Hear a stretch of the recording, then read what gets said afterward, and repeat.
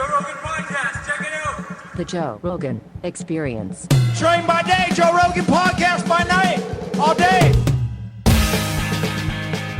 How are you acclimatizing to Austin? I love it. It's great, isn't it? Yeah, I've been here now, we're going? Yeah, so I've been here now for 2 years and just totally feels like home. I love it. It's such a great town. It's the best. The people are so nice. Yeah. It's such a great place to live. Yeah.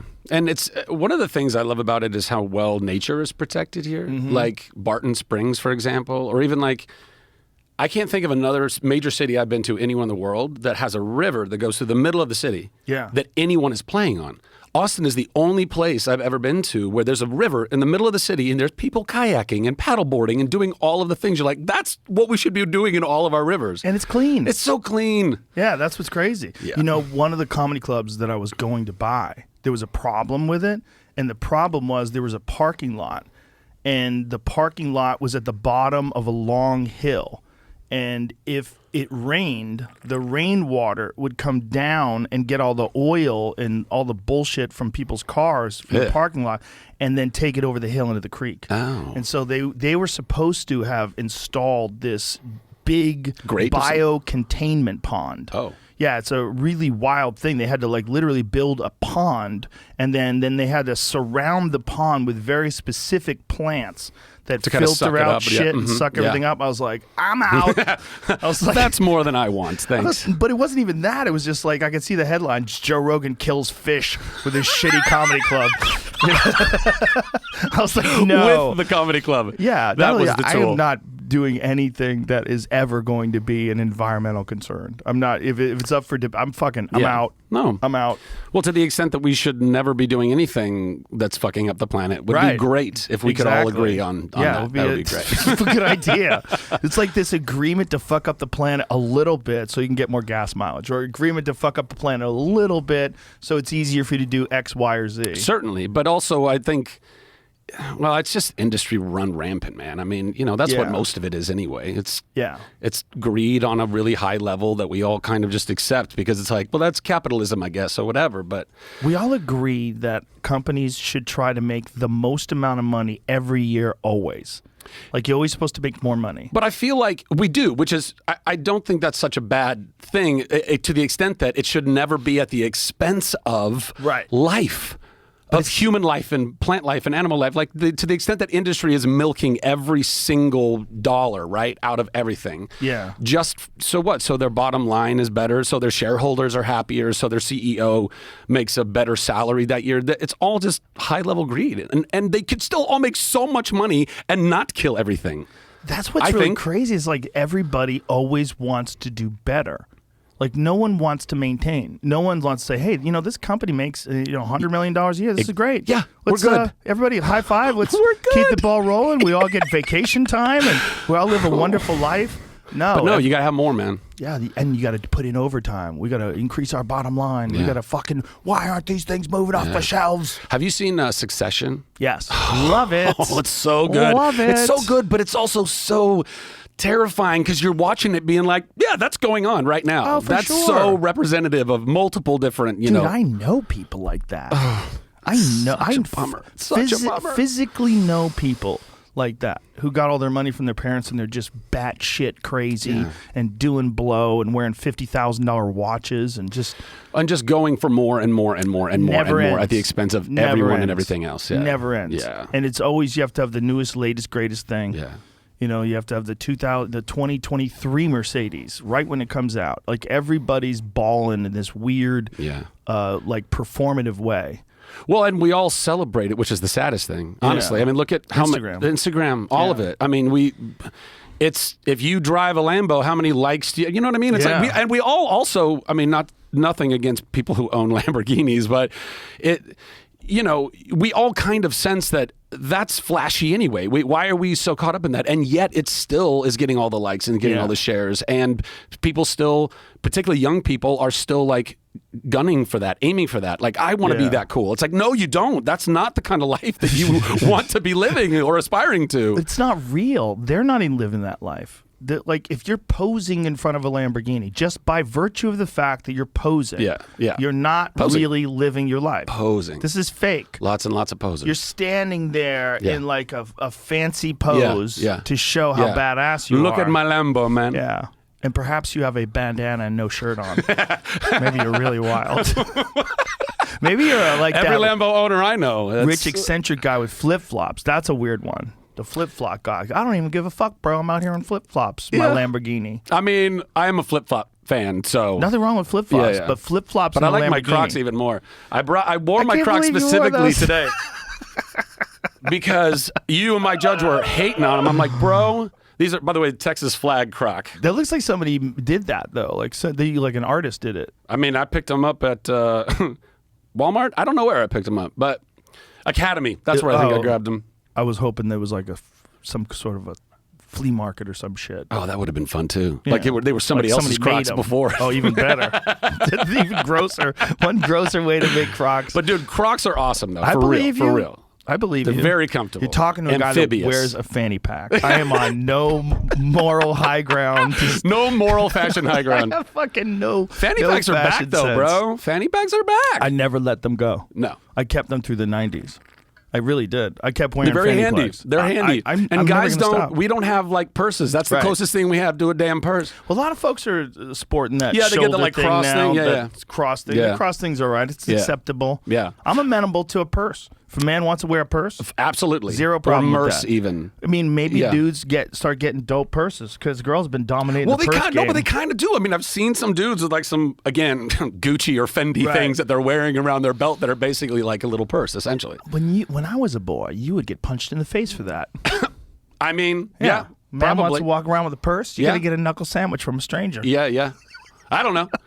I think my sisters dressed me up in some of their shit, occasionally. So. Do you think it's just guys ran out of ways to bling, so they had to like add purses too? I mean, here's the thing. For me, maybe it's a bling thing. For me, it's the convenience. It's the utility of it. Like as a guy, again, we don't have a purse. So I'm always like wearing some cargo shit. Yeah. I'm wearing a jacket that's got extra pockets because that's where I got it. Especially when I was like back in the day when I was a smoker, I'd have my cigarettes and my lighter and my gum and all this. Right. I needed all that. Yeah. Those places. I don't have this thing to go rummage around and go find it all. What if you need a snack? And what if you need a snack? Can't have a fucking Come protein on, bar man. in my bag? No. I can't keep a protein bar in my pocket. That's gross. And which pocket? That's going to get real mangled real fast. It's going to be all gooey and all the chocolate on the outside is going to be melted off. Yeah, you don't want that. Fuck all that. You don't want that protein bar. Yeah, the purse thing's an interesting thing. And you could also do a satchel to show they're interesting. Like you're an intelligent, interesting person. You have a worn Indiana Jones sexy type and satchel. Intelligent satchels, right? Exactly. Yes, that's a look. Like a guy with a satchel probably reads a lot. I absolutely. Well, why else have a satchel if you don't have a lot of books in there? He's got books in there. Yeah, he's got a lot of books. His journal. He's going to write about meeting you. I played this character Flynn Rider in this Disney movie Tangled, and I had a satchel. And he's a very charming, intelligent man. You were the voice of Flynn Rider. That's right. Yeah, bro. Dude, I watched that movie at least 80 times. I'm not well, I've you got young girls. Yeah, man. They were of the perfect age. Yeah. So I watched that movie forever. I didn't know that was you. Yeah, man. That's hilarious. It's a treat. It's one of the coolest things I've ever done. I loved you in Marvelous Mrs. Maisel. You were great in that. Thanks, man. That's a fun show. Dude, that show is... really fun show. It's so well done. Amy Sherman Palladino and her husband, Dan, they are... And really everybody involved in that show, but they are... I think they're geniuses. I think that the way they write, direct, produce so much of that, the two of them, plus lots of other talented people, obviously, that come in and direct and produce and write, and all of the incredible actors. But it's one of those things where it's just delightful. You watch the show and you're just delighted from the beginning to the end. And Rachel and Tony, the whole cast are just so charming, and the writing is so smart, and it moves, and it's funny, and you're like, fuck yeah, I want to watch this all the time. It's a really good show. And the way she gets into stand-up, like as a stand-up, is the least offensive I've ever seen of any of those things. Because let me tell you something, that shit is possible for a woman to be that funny, just a housewife. There's people out there that are like that. Oh, yeah. People are like, oh, that's unrealistic that she would kill. That is not unrealistic. No. There was a girl at the Vulcan in Austin, and she was in the crowd, and I was doing like a Q&A thing at the end of my set. Yeah. and she asked something about how do you get into stand up. And she said, and I go, are you thinking about doing stand-up? I'm like, you should do it. She goes, I'm funny as fuck. I go, come up here right now. And she got on stage, and she was a little drunk. And it wasn't the worst, but it was funny that she did it, right? Yeah. So then a week, 2 weeks later, maybe it was longer than that. Maybe it was like a month later. I'm on stage, and I see her again.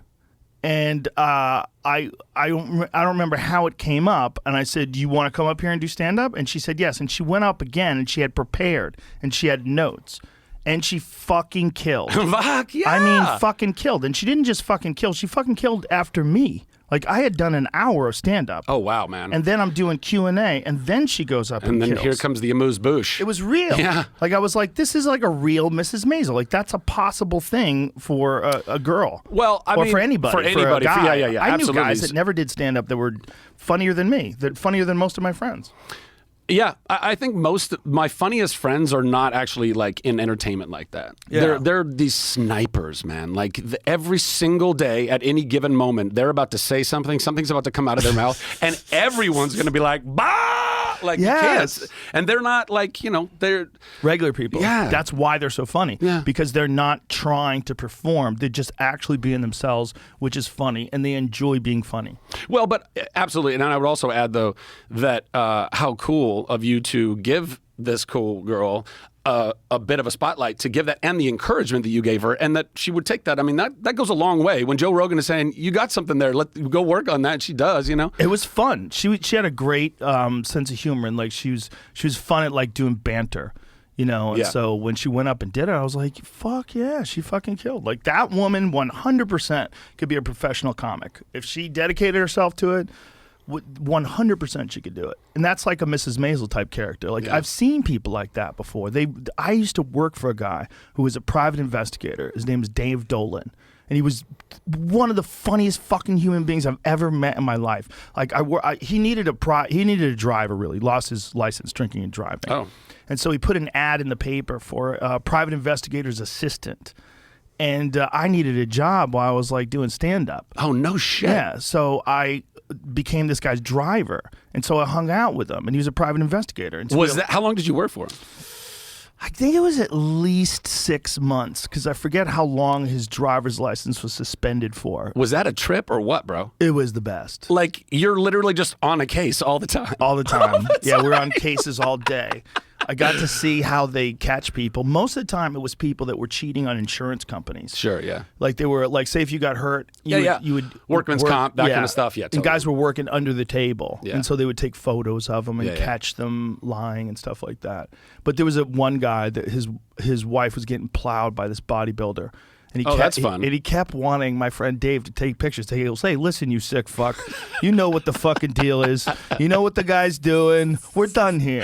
He goes, I'm not going to fucking take pictures, you weirdo, of this guy fucking your girl. You need to take those pictures. You I like take that them. he has those standards. He's not just going to go and hand that. Dude, he was hilarious. And he never did stand up.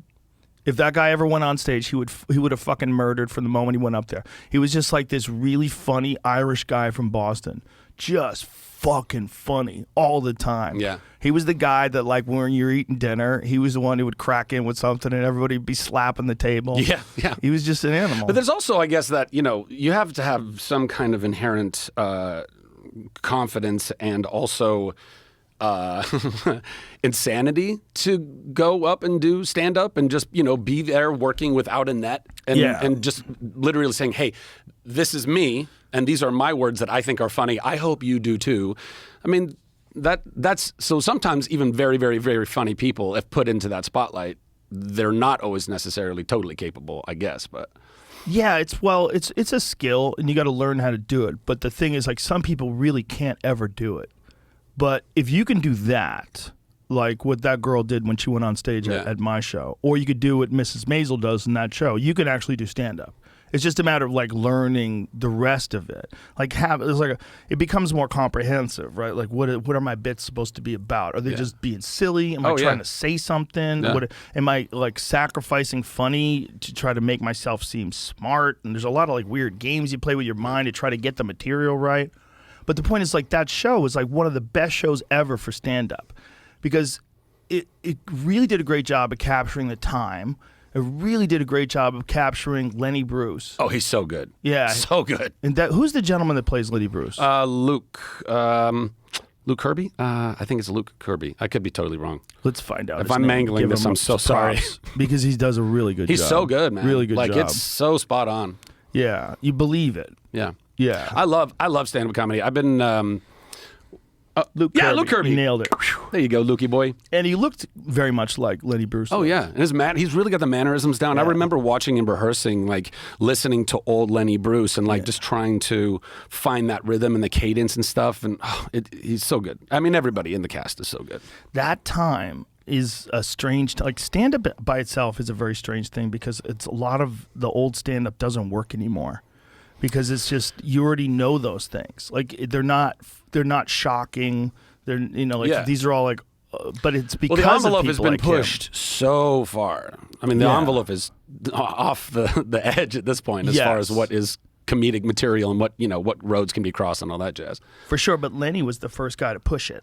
Lenny was the first guy to really like push the envelope. He was the first got arrested guy to, like multiple times. So did Carlin. Yeah. Oh yeah. Carlin was Carlin was arrested for it, great. too. Carlin was great. But so those guys, I mean, that's why the envelope got moved. It's because these guys were like constantly moving it forward and forward. Before them, no one even did that kind of comedy. Comedy was all just it was all jokes. yuck stuff. Yeah. Yeah. Like the hacks that she goes and sees when like she's waiting to get a spot. Exactly. That was well represented too. And then the hunger and like the fucking, trying to make it and all that stuff. It seemed realistic. Yeah. It was good. It's a good show. And Rachel's fantastic. She's so good. She's really and she's funny. a lovely person. Like, can imagine. She must be. Yeah. They're No all one's that excellent. good an actor. I don't know. Some people might be. They might be. Hollywood's full of a lot of interesting deceit too, bro. I know it is. Yeah. And sometimes we get to watch it on trial. Oh yeah. Oh my How gosh. wild is that they had a relationship trial? Like, this is who was more fucked up in the relationship. Yeah. Let's show the whole world. Yeah. I don't know how I feel about it. I like, there's a part of me that just wishes that nobody would really care about any of that drama as it unfolds because it's not pertinent to anybody's life really or making the world a better place. Like, who gets paid for the advertising money from that trial? There must have been a lot of it. Who gets does Johnny get a cut of the YouTube time? Was it all YouTube? I don't know. I mean, but a lot of it is available on YouTube. I mean, where was it available for free when it came out? How did they? I think the people making the videos are making money. I feel like I saw an article that said someone was making like $60,000 a month making reaction videos to the trial or something like Just that. reaction videos of the trial? Or showing it or highlights on Everybody wants to know what everybody else thinks about it. That the trial's a perfect thing to have a reaction video because there's so many moments in that trial. Certainly. But I think things like that, though, ultimately, I don't know, man. I feel like it's making us less empathetic, ultimately. Yes. It is making, we all get to look at these people, literally, like you're saying, like that they're having a marital dispute. We're all getting brought in on their nonsense, their shit, their traumas, all that stuff. And everyone just gets to sit around eating popcorn and judging the entire fiasco because it's entertainment now. It's like everything is content and everything is entertainment. But the more we do that kind of stuff, I do feel like we're pulling farther apart from being able to look at either her or him and say, you both have issues and you both need to work on some shit. And, however the jury and all that found it, I saw little bits and pieces. It seemed like he was more in the right than she was. I would have gone with that too. But the point is, they're still human beings, both of them, at the end of the day. And they're just a circus when we see it like that, seemingly. I think he wanted the circus because the circus exposes the truth. I think that was the only way to expose the truth, was to get her to talk about stuff on camera. And he felt like she would kind of fall apart. Certainly, but I don't think that could have been done just in a courtroom without it airing to the rest of the world. All that stuff would have been said on some cameras that are recording in that room. And are we trying to pretend that the jury didn't know how the rest of the world felt? I know, it's so ridiculous. In that case, it's so ridiculous. In that case, how do you keep jurors away from anything anymore? How do you keep them away from their phone? Yeah, I don't know. I don't know. Like, do we give up on that? On jurors being influenced by the outside world? No, that's still very much the law, I believe. But wasn't it at a certain point in time that they were restricted? Like they weren't allowed to watch media or something like that? They were sequestered? Yeah. I mean, is that still going on, or do they get to go home? It depends on the trial, I think so, yeah. Like in the O.J. Simpson trial, all those guys got sequestered for a long fucking time. Oh, man. It was not not ideal for any of them. And after all that, they still come up with a fucked up verdict. I mean, I agree. I don't see him as being innocent in that at all, but, you know, Rodney King had just gotten beaten on a freeway, and there was a lot of anger and a lot of pain and frustration. And again, not that should make the other right or whatever, but it's still just, I think we got to come back and be like, you know, I don't know. Humans, we're humans. You're right. We're like, everyone who's mocking the trial, me included, is not being empathetic to the fact that these are two human beings. Yeah. But there's something about liars in particular, that people, when they're lying and they are doing it to try to damage someone else. Yeah. Oh, it's horrible. It's one of the creepiest. So there's a certain amount of signaling that everybody's doing by not being empathetic, because it is such a public thing. There's a certain amount of signaling that we're doing to each other, saying, hey, that is fucking bullshit, always. And everybody kind of agrees. And then it's kind of better for people. It's better for people to see that on display and see people's reaction to it, and make people think about what is it like if someone lies about something just to try to damage someone. Yeah. Well, listen, I 100% believe that all lies should be exposed. That, you know, sunlight is the best disinfectant. We should be able to talk about all that shit for sure. But I think, hopefully it can be done where we all get the example. But we're still nice to each other. But we're still radically loving each other. Yeah. It's possible. Yeah. It is possible. It's possible for people to be way nicer to each other. Well, but that stuff's not good, right? No, and people, they're still responsible. You know, like, I think that we can both acknowledge that, as crazy as it might sound, but no one's at fault, but everyone's responsible. You know, you get programmed by your parents, who were programmed by their parents, who were programmed by their parents, and so on. I mean, it's generational trauma. And it's not just your parents. Sometimes it's other people in your family or your community or your society or your country or your faith or whatever it is. But all that stuff is the coding you get as a little soul growing up. And so that's how you behave, by and large. I mean, there's like psychopaths and sociopaths that might be born with a little like physiological, you know, something wrong. But all of us are nature and nurture, like, through and through. So yeah, that's the determinism perspective, right? That life has kind of led you to this moment, and yes, you don't really have a lot of control over it. Well, we have to forgive ourselves for not knowing what we didn't know. Right. We've all done stupid shit throughout our lives. That was one of the biggest things that was destroying me before I went to life-saving therapy. I didn't know how much I hated myself, and my self-talk was garbage the way that I was. Really? Oh, yeah, man. It was so bad. A beautiful, tall, handsome fella. Why would you have bad self-talk? You got a wonderful personality. Oh, shit. Well, thank you, Joe. Your self-talk should be great. I appreciate that. Well, okay. But I didn't know what I didn't know. And what I didn't know was that my whole life, my parents, my mom and stepdad particularly, were very abusive, psychologically abusive types of people, you know, because they were also super psychologically abused by their respective parents, right? So, but your parents' voice, more often than not, in my humble opinion, the voice that you have for yourself, that's you just echoing the way they talked to you. So that's why no matter what I may look like or what I've accomplished in my life, and even up to the point at 37, when I moved out here to Austin, I had this whole breakdown. Like, even up to that point, like, I still felt like I was failing my life entirely. I had accomplished so many things, and I still felt like I was failing because my self-talk was garbage. So did you feel like you were failing, like, in looking at your career, or did you think you were failing at life? Everything. All things. I was 37. Yeah, I was 30. But your career was going well. To some, looking from the outside, it'd be like, that guy's got it all, or whatever. Absolutely, totally. Which makes you feel even fucking worse, because now you feel like a sad set. I was in major depression and anxiety, and I'm like, why can't I why can't I be happy and love myself wherever I'm at right now? And then you go, oh yeah, and you have all this stuff, you shithead. Yeah, shithead. Like, and then you just start shitting on yourself. I mean, it's this horrible downward spiral that you go down, you know? But that's why that's stinking thinking. That's why you got to go to therapy and have professionals just walk you through like, How you hey, think about things. let's help you see yourself, the world, and how you fit into it more clearly. Let's do that. Let's unpack these ideas. Let's talk about trauma. Let's be able to tell the person like, hey, it's not your fault. You're responsible 100%. No matter what happens in your life, if you've done it, you're responsible for that. But we shouldn't, so we should hold everybody accountable and responsible while simultaneously not dehumanizing them at the same time. That's the push and the pull, I think. And it's just easy. We all want to dehumanize because we've all been taught in us and them our whole lives, our nations, our tribes, our faiths, our whatever. I mean, all of these things are, fuck, man, we're so divided. The country, the world is so divided right now.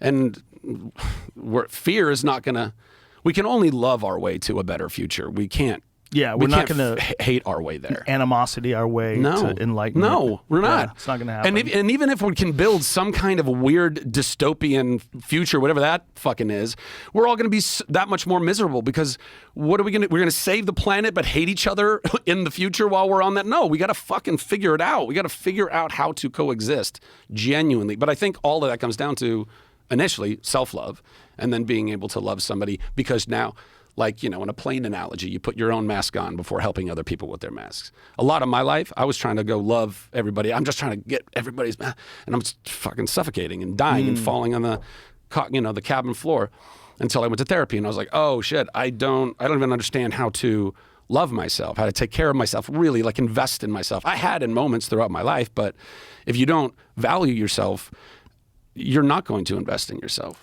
We always hear those stories about the person who's doing really well and then they decide to take their own life, and it's so baffling to us. Yeah. And I think for some, even if they're doing really well, they compare themselves to people who are doing better, and they always feel bad. Yeah. Like we've told the story about this guy Richard Jeni, who's like a really huge comedian in the 80s and 90s, and he wound up killing himself. And he always wanted to be like Jim Carrey. He wanted to be a movie star. It just never really happened. But for comics, he was like one of the best comics alive. Like he was a guy comics would go and sit in the back room to watch his set. And you'd leave going, fuck, he's good. God damn, that guy's good. But that wasn't enough. Like for whatever chemical imbalance he had, whatever, bad self-talk, whatever life trauma and whatever he was going through, it was just too much. Well, a lot of people, genuinely, a lot of people are programmed with some form of "you're not good enough" programming.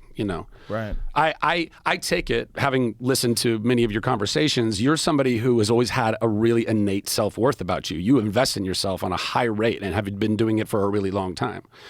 Myself, other people, lots of other people I know, we're not. There's that if you are still always chasing, because nothing is ever ultimately a good enough thing to finally say, I accomplished enough to silence the voices in my head that are telling me I'm not good enough. Yeah. You'll be forever chasing that. And seemingly that's probably what happened to him. Something happened in his growth, either as a child or even later on as an adult or both or whatever. And that was something that he could never get that monkey off his back. I can relate to that hardcore. Yeah, I think sometimes people also get in these patterns of thinking, like really negative patterns of thinking, and they can't get off the tracks. Like they're stuck in a groove the way they think about things. They're always thinking that everything's going bad for them. They're always thinking everything's going to be worse in the future and everything's falling apart, and they can't get it out of their head. They can never go look on the bright side. It's almost like it's not available to them anymore. Well, but there's a lot of evidence to the fact that that's really neuroplasticity. Mm-hmm. So when traumas or when memories or whenever those galvanize in our head, well, now it's like a circuit. It's a root. And so when you putting a deeper groove into a record, the more you think about that same trauma or that same thing that's holding you back, the more it's going to hold you back. Right. Do you know Dr. Joe Dispenza? You ever heard of Dr. Joe Dispenza? Not really. He's like, I think I've seen him on Instagram. Yeah, but he's like, I might even follow I think he was a chiropractor, doctor, but then ultimately he's really been kind of leading the charge for, I don't know, like energy connectivity in your body, your ability to think your way to a better life ultimately, because our thoughts are so powerful that they can affect our bodies. This is kind of, the world that he's into. But I do think there's a lot. That world makes me super suspicious. Oh, really? Yeah. Anytime people start talking about like manifesting the world through the ideas. Oh man, I think it's so real. What do you think is real? Do you think? Well, I think prayer is manifestation. I think manifestation is prayer. I think that is a real thing, and it's not. I don't think it's just a fluke that people have been doing it for so long and feel something very deep through it. You know what I mean? I think it's a method to achieve focus for sure, and I think there's one of the things about prayer is very similar to meditation, in that they're both like really good. They're both really good for you. Certainly. Meditation, where you literally thinking about nothing, and prayer, where you're praising God or thinking about the energy of the universe or whatever it is. Yeah. What you're doing is you're putting out gratitude. You're putting out this like feeling of appreciation, and all of those things are like really good ideas. Absolutely, All but those things are really that by doing that, I mean, just the thought exercise is by doing that, you change your aura, you change your energy. You are also rewriting the neuroplasticity in your mind to break those habits and those cycles that have just been stuck there. I think you definitely do something. Something's going on. I don't know if it's through your aura though. I don't know. When people start talking auras and chakras, I'm like, slow down. Slow down. Listen, are we talking nonsense? No, I mean, listen. Sure. Maybe it is. I don't know. But it's no more nonsense than anything else that we think is probably true. Like, I don't know, man. Right. And it's probably really also puts you in a positive state of mind, which can be very effective at improving your life. Yeah. Yeah. But I do think that we are, yes, we are these bags of meat that walk around in this physical world. I fully believe that there's a soul in us, and that is something that is other than physical, and whatever that is operates in a slightly different way. You know what I mean? Yeah, I think there's something in there too. I wonder what it is. You know, what we're calling the soul. It's like consciousness that's untethered from language and untethered from life experience. Yeah. It's just whatever your essence is. Yeah. And then everything else you're doing, like we're talking about the way these ideas get sort of carved into your mind, and how people can help you manipulate your mind to get rid of some of these bad ideas and bad self-talk. And it begs the question, like, what are we really? Some weird combination of life experiences and noises that we can make with our mouths. But at the center of it all, there's a thing. Like, we all believe that we're like navigating through words and having conversations through language. Yeah. But what is we? We are using this language, but what is that thing? That's the collective soul, you mean? The thing that you get to if you could erase all the bullshit from people and just get down to you. Yeah, the essence. What is that? I think that's a soul. And more specifically, it might be. I do think it is, but I think that's life energy, soul, but that is connected to God energy. Like, we are all little conduits of life. Yeah. The only actual miracle in the universe that we know of right now, this place right here, this little blue dot, spinning ball of mud that we're all on together, that's a pretty spectacular thing. And I think all of that is just God energy, the universe. People are constantly, oh, God, the universe. I'm not trying to even define it for anybody other than just saying, absolutely, that is a thing, and absolutely that thing, I think, operates in love. I think that when we're going after love and loving people, we're walking closer to God. That seems to only work right here with us. It doesn't seem to work with any other animals. Other animals, it doesn't seem to matter at all. Okay, it's just tooth and claw. Okay, well, listen. So, but isn't that interesting? It is, but I've thought about this. I think that. Look, we're very special apes, right? Yes. Somehow, whether it was eating a bunch of mushrooms and we, grew a brain or whatever the heck it is, bro. But we're called out. We're a special animal. Yes. Right? That shouldn't give us this cocky arrogance like this is all ours, like we've been doing for so long. We have to be in homeostasis with the rest of the world and creation, but we're fucking special, man. Yeah, we're weird. We're super weird, yeah. But I would say, check this out though. Like, Nature is Metal, the Instagram. I think you follow them Yes, too. They're one of my favorites. best. They're so good. I tell everybody. In fact, particularly I tell like my vegan friends and all that stuff. They're like, animal. Like, I got you. I'm like, go follow that account and tell me that we're somehow these horrible creatures that are going and mowing down all these animals when they are ripping each other's limbs off. Literally, it's so satisfying.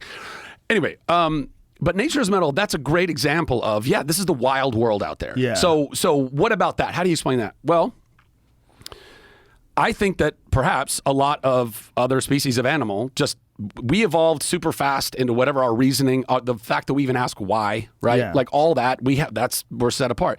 I don't think those animals have literally just evolved or matured long enough to be able to have some of that. But I will say this, and hear me out.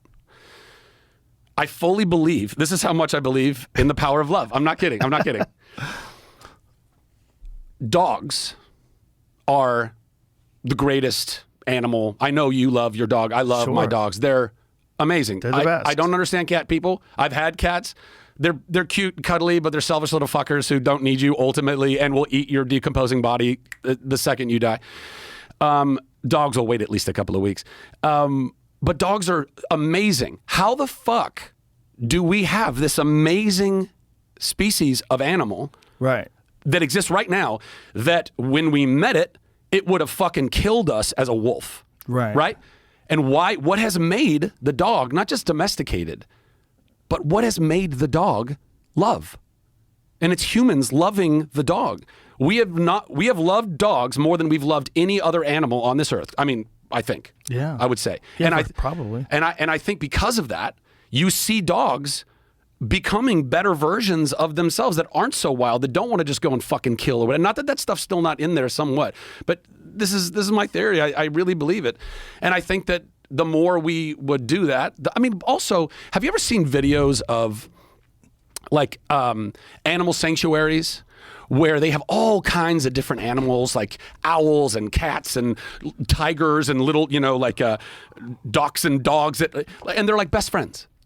They're best fucking friends. These little teeny dogs and these huge tigers, or a cat and an owl in a tree. Like, they would be sworn enemies and on any other day. Like, should not happen. But because they have been taken care of, literally, in this beautiful sanctuary by human beings that are loving them all the time, could that perhaps then spill out and be like, oh, that is how we do that?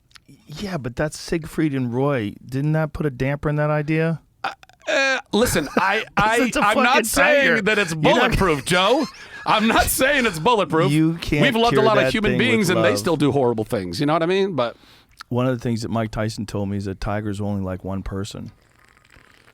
Like if you have a tiger as a pet, they only like one person. They don't like all the other people. Oh. And that becomes a real problem. Oh, yeah. Yeah. It would be a real damper They only like at you. a pool party. They only listen to you. So like he had a tiger, didn't want to listen to anybody else, and everybody else was terrified of this fucking tiger. And Mike's walking around with it with a chain in his underwear. I mean, but Mike the point Tyson, is, they don't give a fuck about love. I understand what you're saying. With us. I understand what you're saying. But I understand what you're saying, too. Theoretically, just theoretically. There's got to be something to the power of that we have taken so much time and so much energy and so much effort, and we treat them with. I mean, dude, humans love dogs more than they love other human beings. So what are we even fucking talking about? Like, how often you're like sitting at an outdoor cafe or something, like somebody's walking by with a dog, or you're walking your dog and there's somebody sitting there, and it's not. Hi, they look at you for half a second. They go, oh my God, what's its name? They go straight down to the dog. Yeah. They're asking the breed, the age, where is it from? What does it like to do? And knows all your fucking dog's hobbies and everything.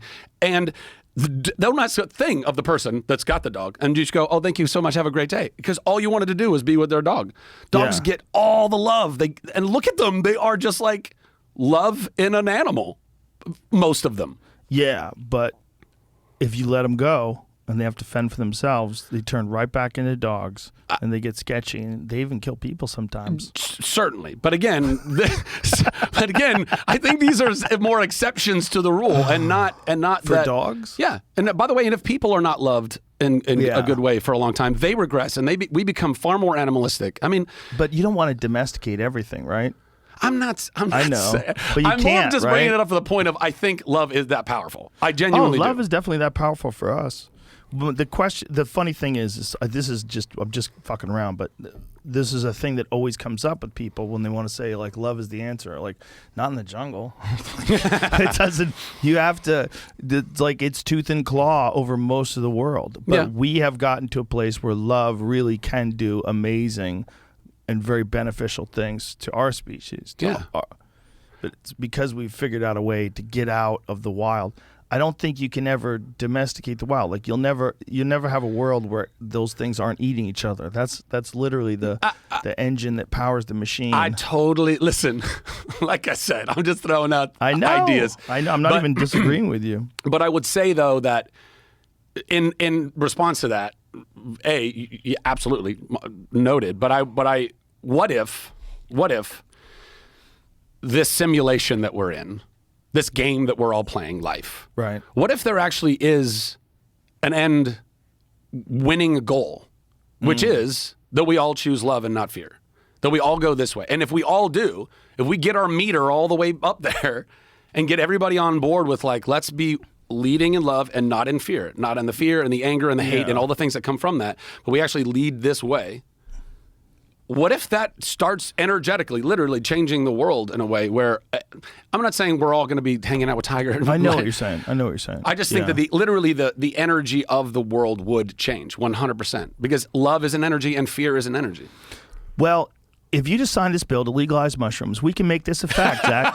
That's why I'm here. Oh, bro. I hope it does. If they did, it would change the whole world. Yeah, I think it's really wonderful what's going on with psychedelics and treating people for depression and anxiety, and it's incredible. And that is incredible. And it's way long overdue. The fact that all of these drugs were put, Schedule 1 and like we couldn't do any research, we couldn't figure anything. We would be so much farther ahead on all of the CBD, THC, psilocybin, MDMA, whatever. Like all of these ketamine, things that are literally helping people right now could have been helping people for so long. Also, we would have real studies on what the negative consequences 100%. of each individual 100%. drug are. Because right now it's 100%. like you're counting on people. What happens? Oh, you get a little bit of a hangover afterwards. That's it. You're like, what does that mean? What's happening to my head? Why does it hurt? Yeah.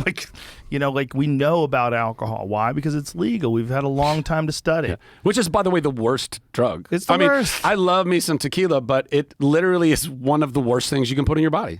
It's definitely not good for you. No. But it's just weird that we're still accepting this strange situation where a person tells another person what they can and can't do. Sure. Even if the original person telling the other person what they can and can't do has no experience in that thing. Certainly.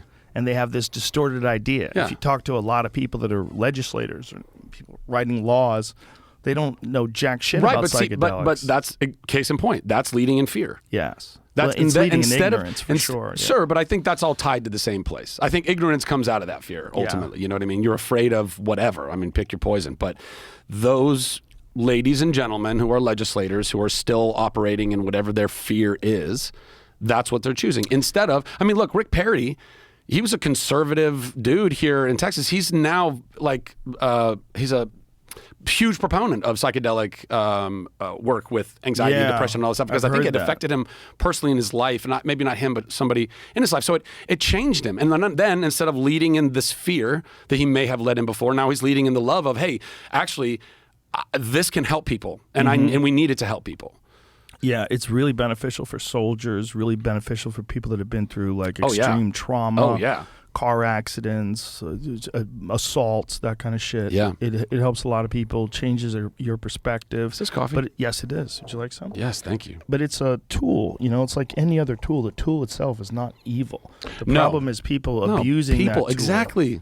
Just like alcohol, just like everything else. There's so many things that are occasionally beneficial, but can be ultimately detrimental if you overdo it. Well, 100%. I mean, look, man, God has given us so many cool things on this planet.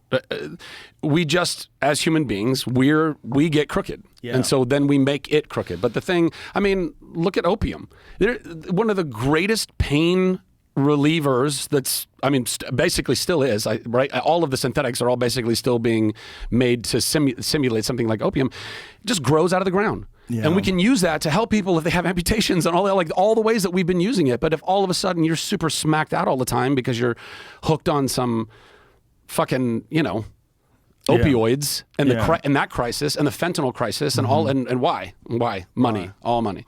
Yeah, all money, and the problem is it's also they're illegal.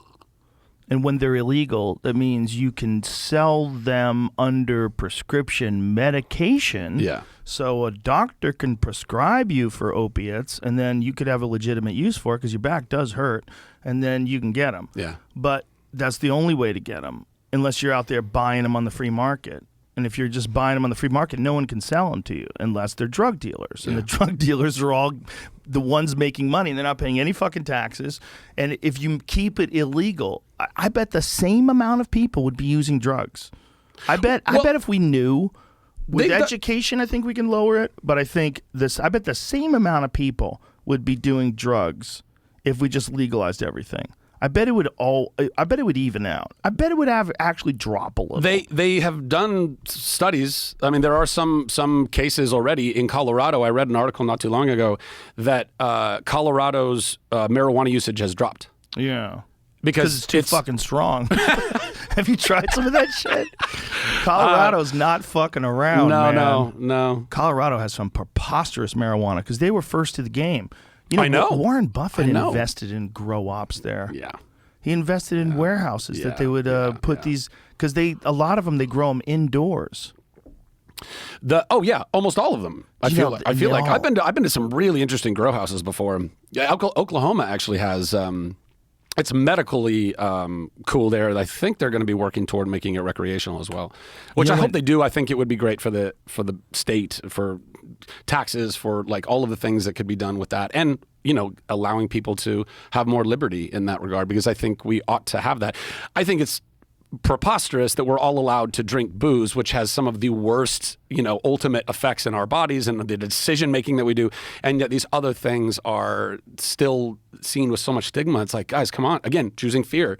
Exactly. Fear, and it's like, guys, there's some of this stuff is really good for you. It's really good for you. Yeah, and the amount of money that could be generated for tax revenue too. Colorado had some crazy tax on weed. Yeah, it was like, I don't remember what it was, but it was very high. I'm like, good, still cheap. It's still cheaper than alcohol, and maybe that money will go to good. Maybe we could actually use that money. Yeah. Let's put it in education, put it in cleaning streets, put it in like, fuck yeah. It should be legal. And if you can find a benefit. But in the beginning, one of the things that happened with the Colorado people was they weren't letting them use credit cards. Well, they're still doing that in California. That's wild. Yeah, you can only use a debit card. I bought weed with a credit card before in California. Yeah, 100%. I bought it at a dispensary. Are you sure that wasn't a debit card that looked like a credit card? No. It was a credit card, for sure. When was that? I started buying weed from a dispensary in the 90s.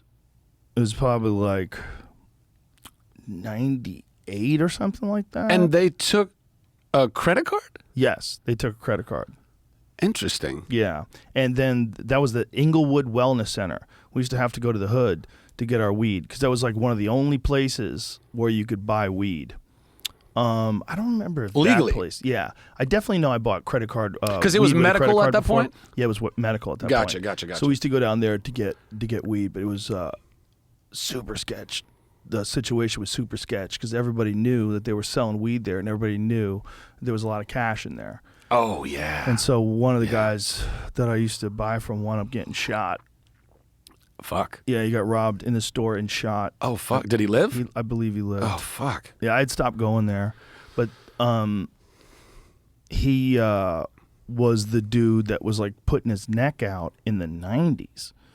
When it was like, is this really legal? Because like, I know a guy, my friend Todd McCormick got arrested for growing medical weed in accordance to California state law, but he got arrested on federal charges, and they wouldn't even let him bring up the fact that it was medical weed that was legal in the state of California, because in federal law, there is no such thing as legal weed. Oh, that's right. Federally was still illegal. So you couldn't even bring it up. So they just... Oh, what? Yep. So his trial consisted of them saying, did you have weed? Yes. Did you sell weed? Yes. Okay, you're guilty. And they put him in jail. That is fucked up. And you literally were not allowed to bring up the fact that it was legal in California and that it was medical marijuana for people who have prescriptions. Yeah. I had this one doctor that I was going to, though. He was crazy as fuck. I went to him, and then...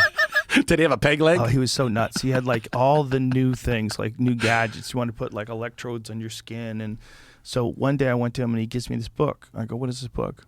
And it's got, like, the Twin Towers on it. He's like, the towers were dissolved using Tesla energy. I go, what? He goes, it's impossible to turn concrete into dust.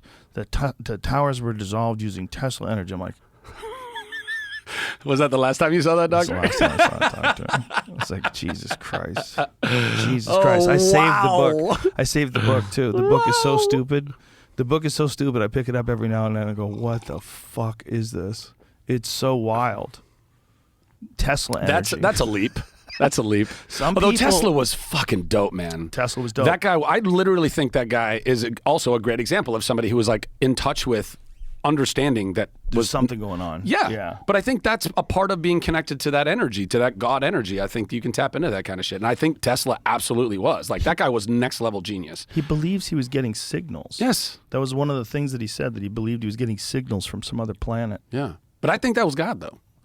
Personally. It might have been. I mean, look, dude. It could be. It could have been an alien. Who knows? No, All I mean, that stuff I think keeps breaking. that word God. The problem is people think of the dude in the robe and the beard. Oh, I get that. You know? I mean, look, I use it in a very general sense. I can don't. tell. Yeah. I don't. It's more just because, like it or lump it, it's the word that we all know that represents that concept. Mm-hmm. You know what I mean? Bill, it most certainly could be. All of your ideas could be coming from that sort of life force that created the universe. Because I've always said this, that the one thing that's weird about ideas is that it's the only way that things get made. So what is an idea? Like an idea is literally like a thing that enters into your mind and causes you to create things. Yeah. Like if you were an alien thought, like an alien life form, and the way you made things work is you got into this creature's brain and you put thoughts in there as to what to do and what not to do. And if you're Nikola Tesla, they put thoughts in there about, oh, you need to fucking figure out how to just spray electricity through the air to everybody. And sit under it. I mean, he was a guy that was constantly coming up with ideas. And then through his ideas, things get made. Yeah. But it's like the idea... It's almost like a life form that forces itself. Well, it's a creative thought. Yeah. It's a creative thought process, and it's something that we don't see in. I'm not that other animals don't display some levels of creativity, because they do, but by and large, they're not sitting around being like, how do I make my day easier? What could I do? Right. You know, they're all just still living. By the way, until they're totally torn up by some predator or whatever, they're living pretty great lives. They're in constant state of like parasympathetic. Right. You know, they'll jump into sympathetic for moments at a time, like when you're hunting down an elk or whatever. Like, and then they're like, all right, come back to life now. Yeah. I'm just going to go right back into chilling. I'm not worrying about my taxes. I'm not worrying about my relationships. I'm not worrying about work or anything else. It's either I'm worrying about surviving or I'm living my life. Yep. You know, it's fascinating. But I think with Tesla, yeah, I think that creative thinking, which seems to be very, you know, not singularly, but almost singularly human being, that is a difference in these crazy, amazing, special brains that we have. And I think that, they tap into something greater. It definitely is very capable. The human being, the human animal, is very capable of making new things. And new things all come out of ideas. Yeah. I mean, we like to think that ideas are our own. But imagine if they really are just out there and you're tuning into them. And it's just a matter of like sitting down and clearing your schedule to tune into them, or occasionally driving your car and you tune into them. Yeah. I mean, that's a meditative state, essentially, you know. I've absolutely had so many. When I was first starting in acting, I grew up in Ventura, California, and about an hour, you know, northwest from LA. And the first 3 years I commuted down to LA for all my auditions. So I was on the 101 all the time. There were so many mornings where I'd get in my car, I would, you know, start the day with like a prayer or something like that. I'm just driving. And I would forget to turn my radio on. I would just be lost in thought. Right. And not only does the trip, you ever driving some long distance but you know the distance and it feels like you blink and 30 miles went by. You have no idea. You don't remember seeing any of that at all. Yeah. It's like that meditative state that you find yourself in. Maybe in some ways it's like a version of, a not as great version of, is your sensory your float tank. Yeah. Because your brain is on autopilot. Right. You're driving a stretch you've driven all the time. You're totally on autopilot. You're good. And now you're just wandering in thought, and you tap into a lot of cool things that way, I think, and that's meditation in general. Prayer and meditation. Yeah, hugely even important. it's the same as going for a walk, right? When people go for what's one of the things that writers love to do? They like to write and then go for a walk and bring like a tape recorder and just to just record their ideas as they're walking, because sometimes just the process of walking around after writing is like a meditative state. Yeah. Or also, you ever find yourself pacing like on a phone call or something like that? Yeah. I think there's a similar thing in that too. It's like you're focusing so much on whatever business is going on in that phone call, and you're just putting yourself in this kind of like autopilot of a move. Yeah. Well, I feel like I talk better when I do that. Like I get a little bit of circulation. Sure. Like if it's a very important conversation, I'm not going to sit down. If I'm having, totally. I'm going to get up. 100%. Yeah, you're going to walk around. You're pacing around. But and again, people have been doing that shit forever. I mean, pacing is like an absolute thinker's kind of a thing. You're trying to solve some shit. Yeah, that's what's so fascinating about the human animal, right? It's like we are so many different things. We're biological, but we're also intellectual. We're creative and loving and silly and mean.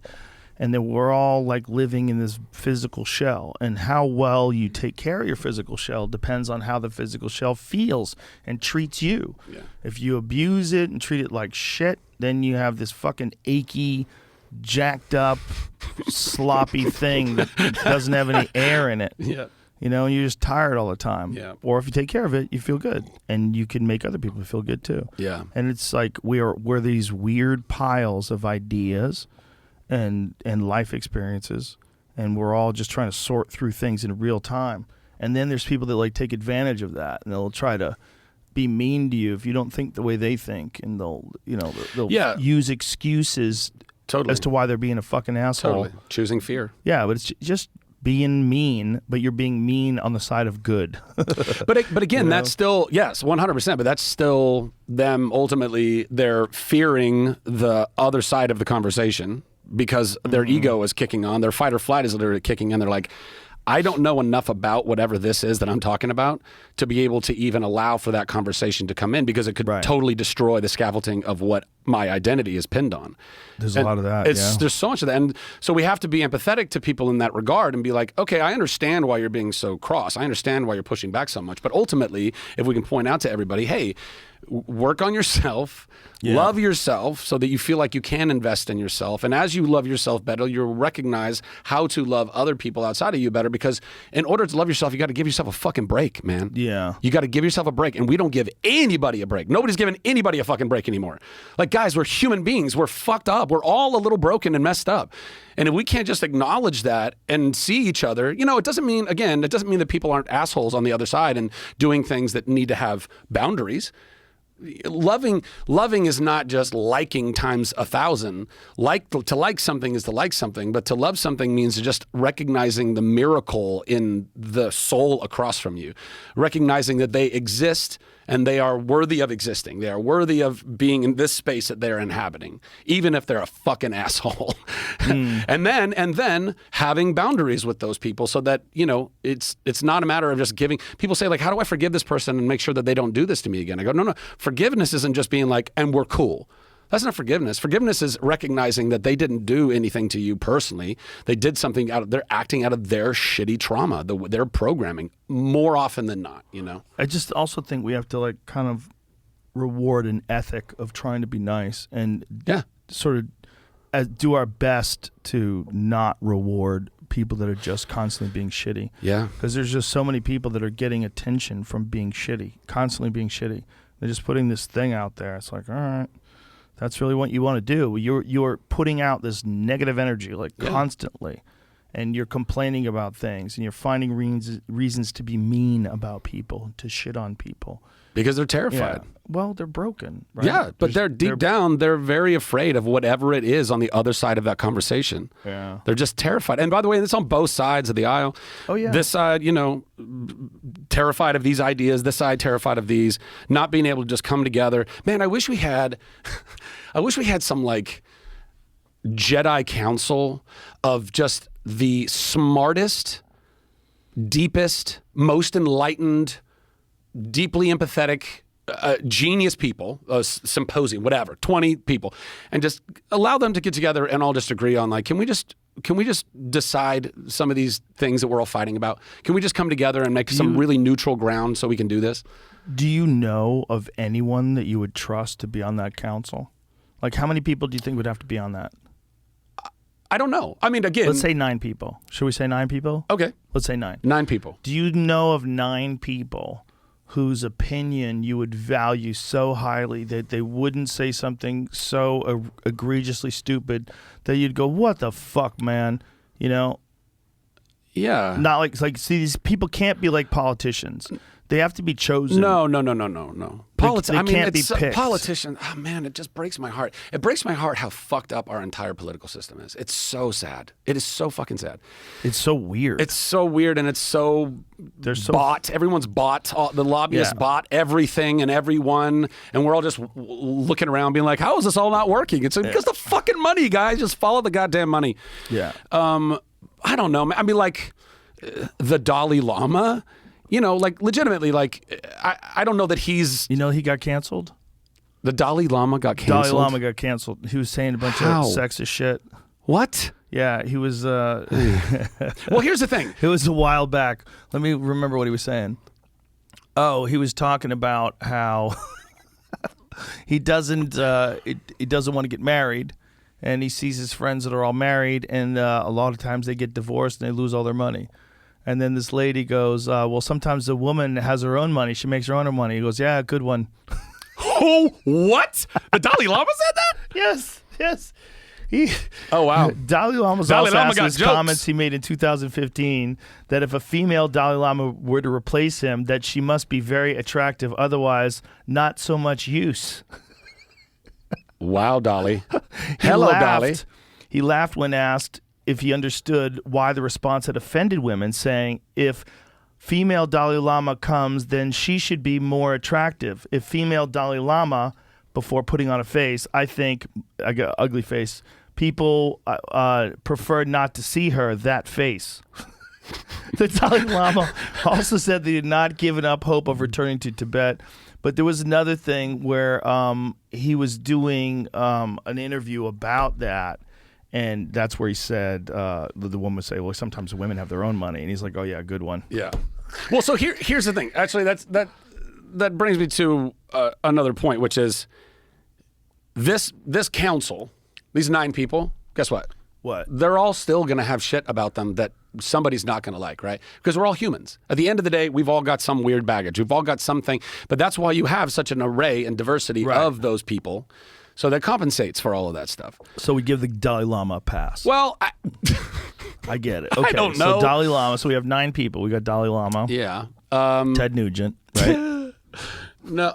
Honestly, man, I think one of the deepest thinkers that I've ever heard break down like human behavior and I don't know, just an understanding of all that stuff, and I think good wisdom along with it is Jordan Peterson. I think that he would be a person that I would trust. I think that guy has a lot of integrity, and so I would that would be somebody too. But I also know Jordan has his own things that people have issues with. Like I get it, nobody's perfect. We're not going to find. He's kicked off Twitter right now because he said something about Ellen Page, Elliot Page, called her Ellen Page. Like I think that was the number one thing, the dead naming. Yeah, and it's sad, man, because again, there's a lot of fear and pain and all that, all the sides of all that too. My friend Brian Simpson had a very good thing to say about that. He was like, I come to you for like heavy duty intellectual shit. He goes, not for this. Yeah, true. Yeah, it's like this is not totally. Yeah, this is like getting Jordan, don't about. yeah. You don't need to get into all that. I mean, look, it's his life, it's his Twitter, or was his Twitter anyway. But that thing is like that transgender thing riles people up, man. That is one of the ones that riles people up. Like everybody's in favor of everybody doing whatever they want to do as long as it doesn't hurt anybody until it gets to gender, and then people start getting weird. They start thinking it's a mistake. They start thinking, why are you doing that? They start thinking all kinds of things. It's like we're so cool with people making all kinds of changes to their body. Or like no one's protesting fake boobs. No one. I mean, that would just be stupid. But it's one of the most preposterous things a human being has ever done. You open up a person's chest cavity and put bags of chemicals in there because they feel like real tits. And everybody's like, yeah, that's what we do. Like it's totally normal. Yeah. I mean... And all that's in response to what our beauty norms are, ultimately. Well, it's a response to DNA. Your DNA wants you to see a small waist and big hips and big boobs so that you can feed and nourish the baby. Yeah, but beauty norms have also shifted a lot over the years too. Like there was a long stretch where like the thicker the better. Like ladies in paintings and stuff like that. Like because that meant you were wealthy. That meant you had so much food and wealth. And look at me, like that was totally a thing. So I don't know. Right, but they didn't have media. The moment they had the ability to see different ones and figure out which ones they liked, things got pretty standard. There's like a certain form that is generally preferred to as being most attractive. But there's also people that have tastes. Like some guys who like, this, and some people like that. Like there's all sorts of different tastes. But when it comes to like physical attraction, there's like a weird shape. And you can manipulate a man's brain by altering your shape with bags of chemicals. Yeah. It's strange. It's very strange. And now they're doing it to their butts. They're doing stuff to their butts to make their butts fake. And it's a wild time because it's like whatever that is you're playing with the geometry that's inside a human's mind. Yeah. Because we all know it's fake. Yeah. That's what's really strange. Well, sometimes you can't tell it's fake. But boobs? Yeah. Very rarely. If you get a real pair of them in 2022, you're like, holy shit. It's like finding an arrowhead. Like, look at this. Holy this is wild. Can you believe These it? are real boobs. They're out there. I know they're out there. But it's also like if people get really lean, that's the other thing. If people are like super lean and CrossFitting and shit like that, it's like all of it, your mammary glands are gonna be smaller. Everything's gonna be smaller. Oh yeah, totally. You're gonna get lean.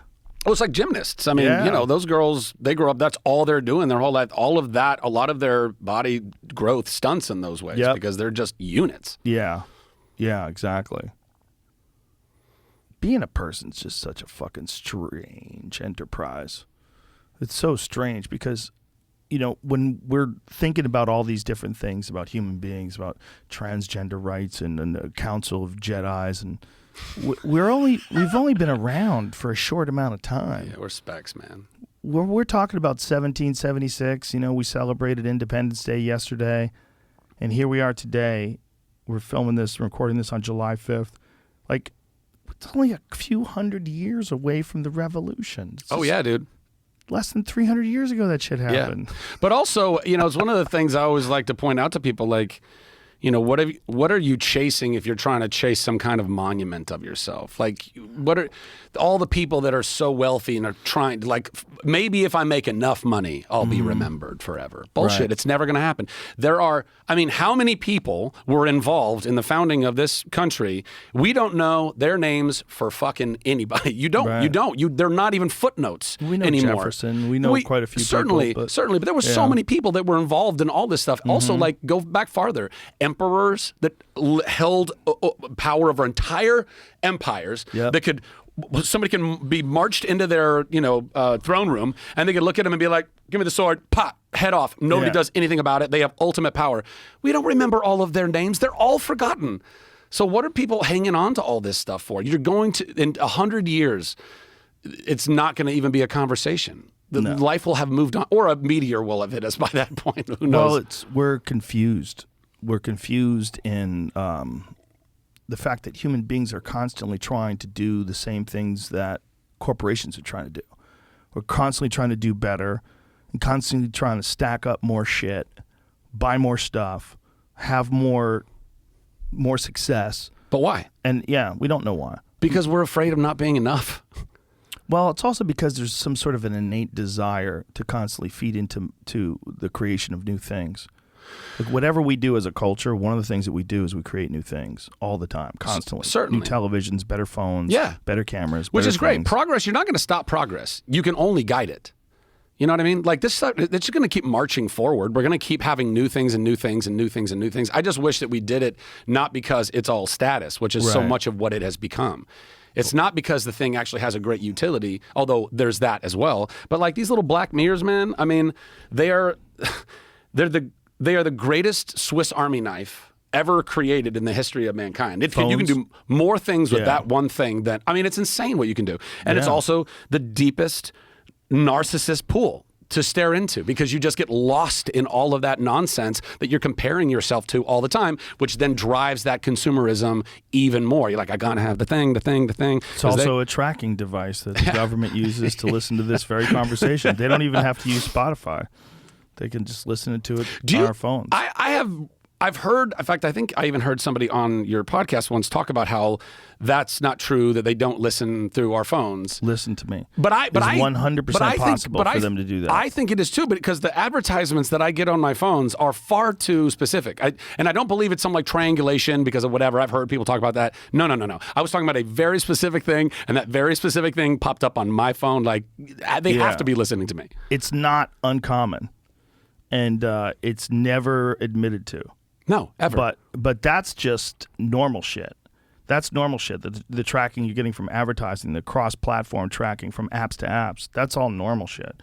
The real shit is the government is listening to your fucking phone. Oh, you're talking about specifically the government? Yeah, anytime they want, they can listen to your phone. Yeah. I had like the Edward Gavin Snowden DeBecker stuff on, and he explained these Pegasus softwares. He's like, the original Pegasus, the one they used Jeff Bezos, they got like dick pics from him and shit like that. Oh, okay. Yeah. The government got Bezos dick pics? It's not the government. There's an Israeli spyware called Pegasus. Oh. And another government, the Saudi Arabian government, tapped into his phone. They sent him a WhatsApp link. And the WhatsApp link, he clicked on it. And when he clicked on it, it downloaded malware into his phone. Wow. And it allowed them to literally see everything that's on his phone. He goes, that's Pegasus 1. He's like, Pegasus 2, they don't even need you to click a link. Like, the government can just hit a switch and they're connected to your send you phone. the malware. No, there's no malware anymore. They can just tap into your phone. Oh, got it. They use this. You don't have any idea they're doing it. And they're listening to your phone. You're reading all your emails. They're reading all your text messages. And he's like, this is a 100% real technology that's available right now to governments. So let me ask you a question then.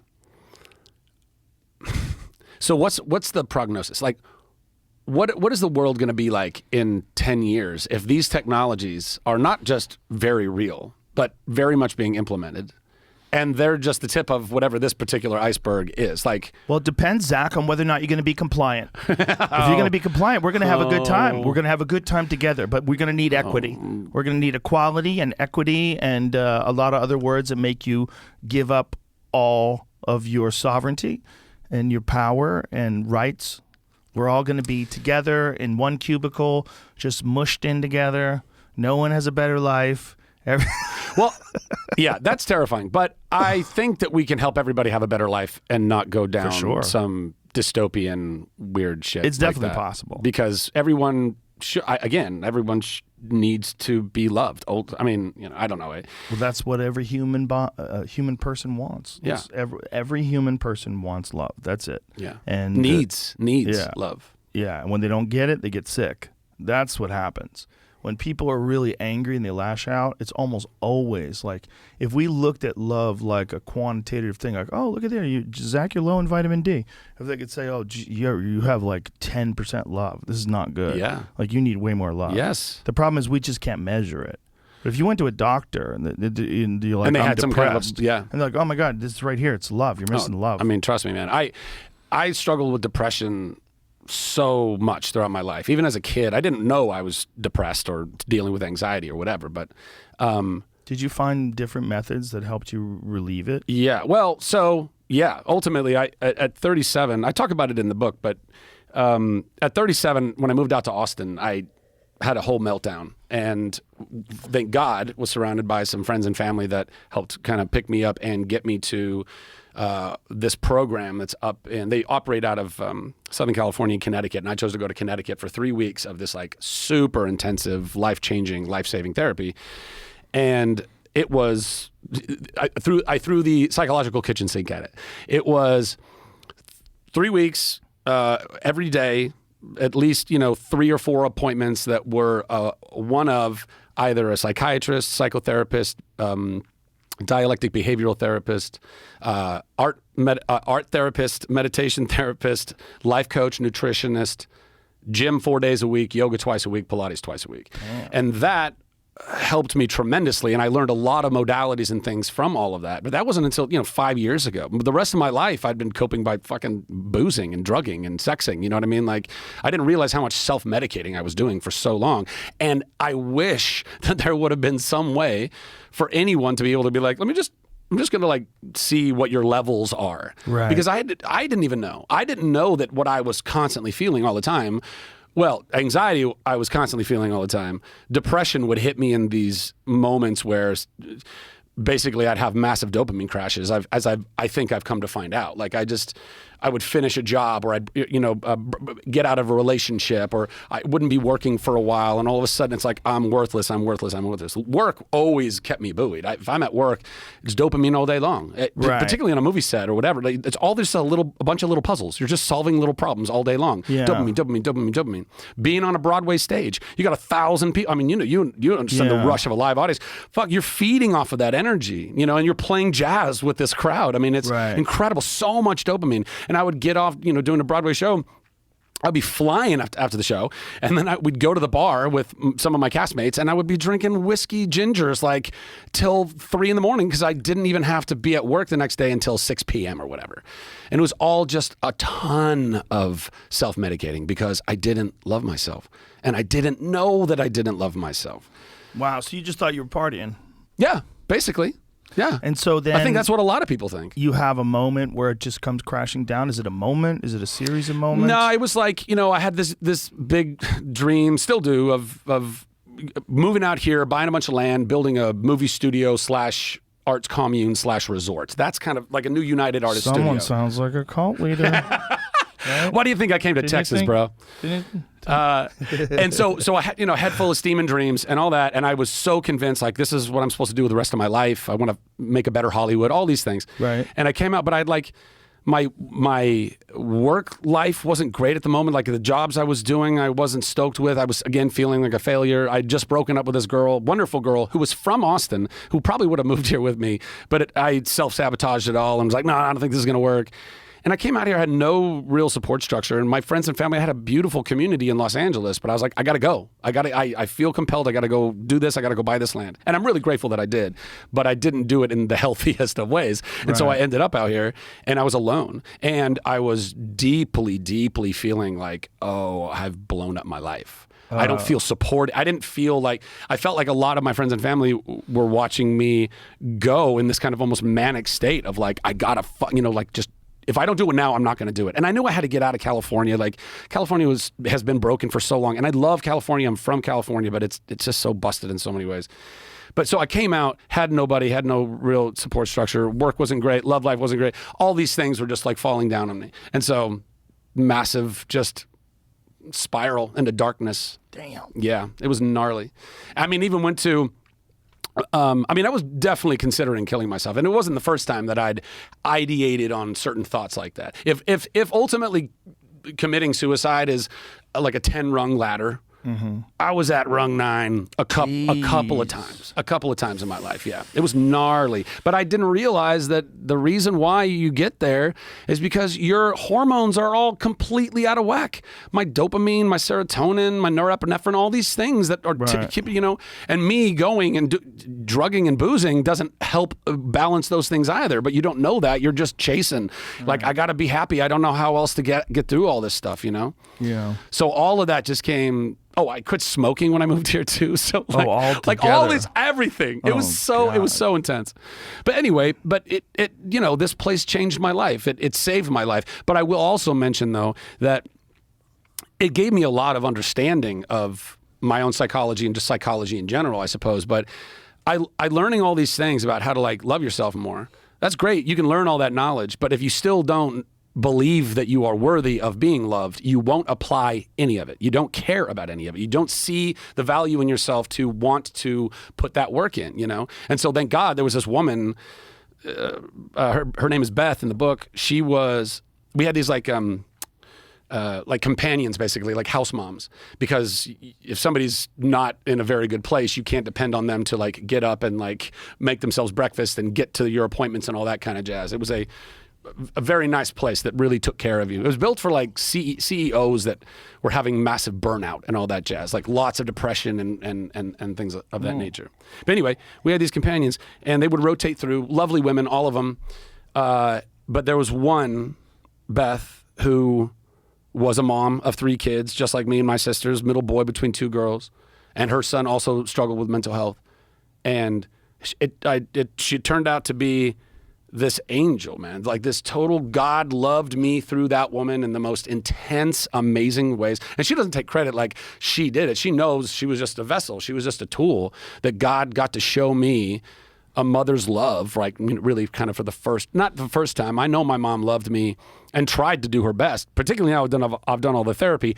I know that my mom did her best, but it still left me with so many holes, particularly with that maternal, trauma. And so this woman ended up at least like just lighting the pilot light, just getting me started so that I could then, take that journey on and go about it more on my own. There's real people like that out there, right? Like that term healer is a gross word because a lot of people use it when they're just crazy charlatans. But there are people out there that are capable of helping you heal. Like, because they're so kind and so loving that the feeling you get when you're around them is like a medicine. Yeah.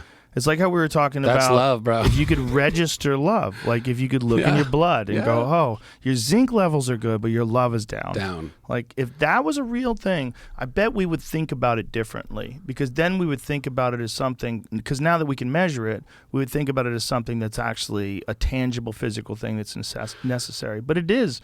We know it, in fact, in terms of like the way people feel. It is. I think that the best thing we can do, the best proxy, which is not even a best proxy, it actually works quite well, which is getting your level checked, is going into a therapist and sitting down and talking about some stuff. Yeah. And allowing them, a professional to be able to assess, like, are you feeling anxious? Are you feeling depressed? Are you feeling lost? Are you feeling angry? Get all these things out.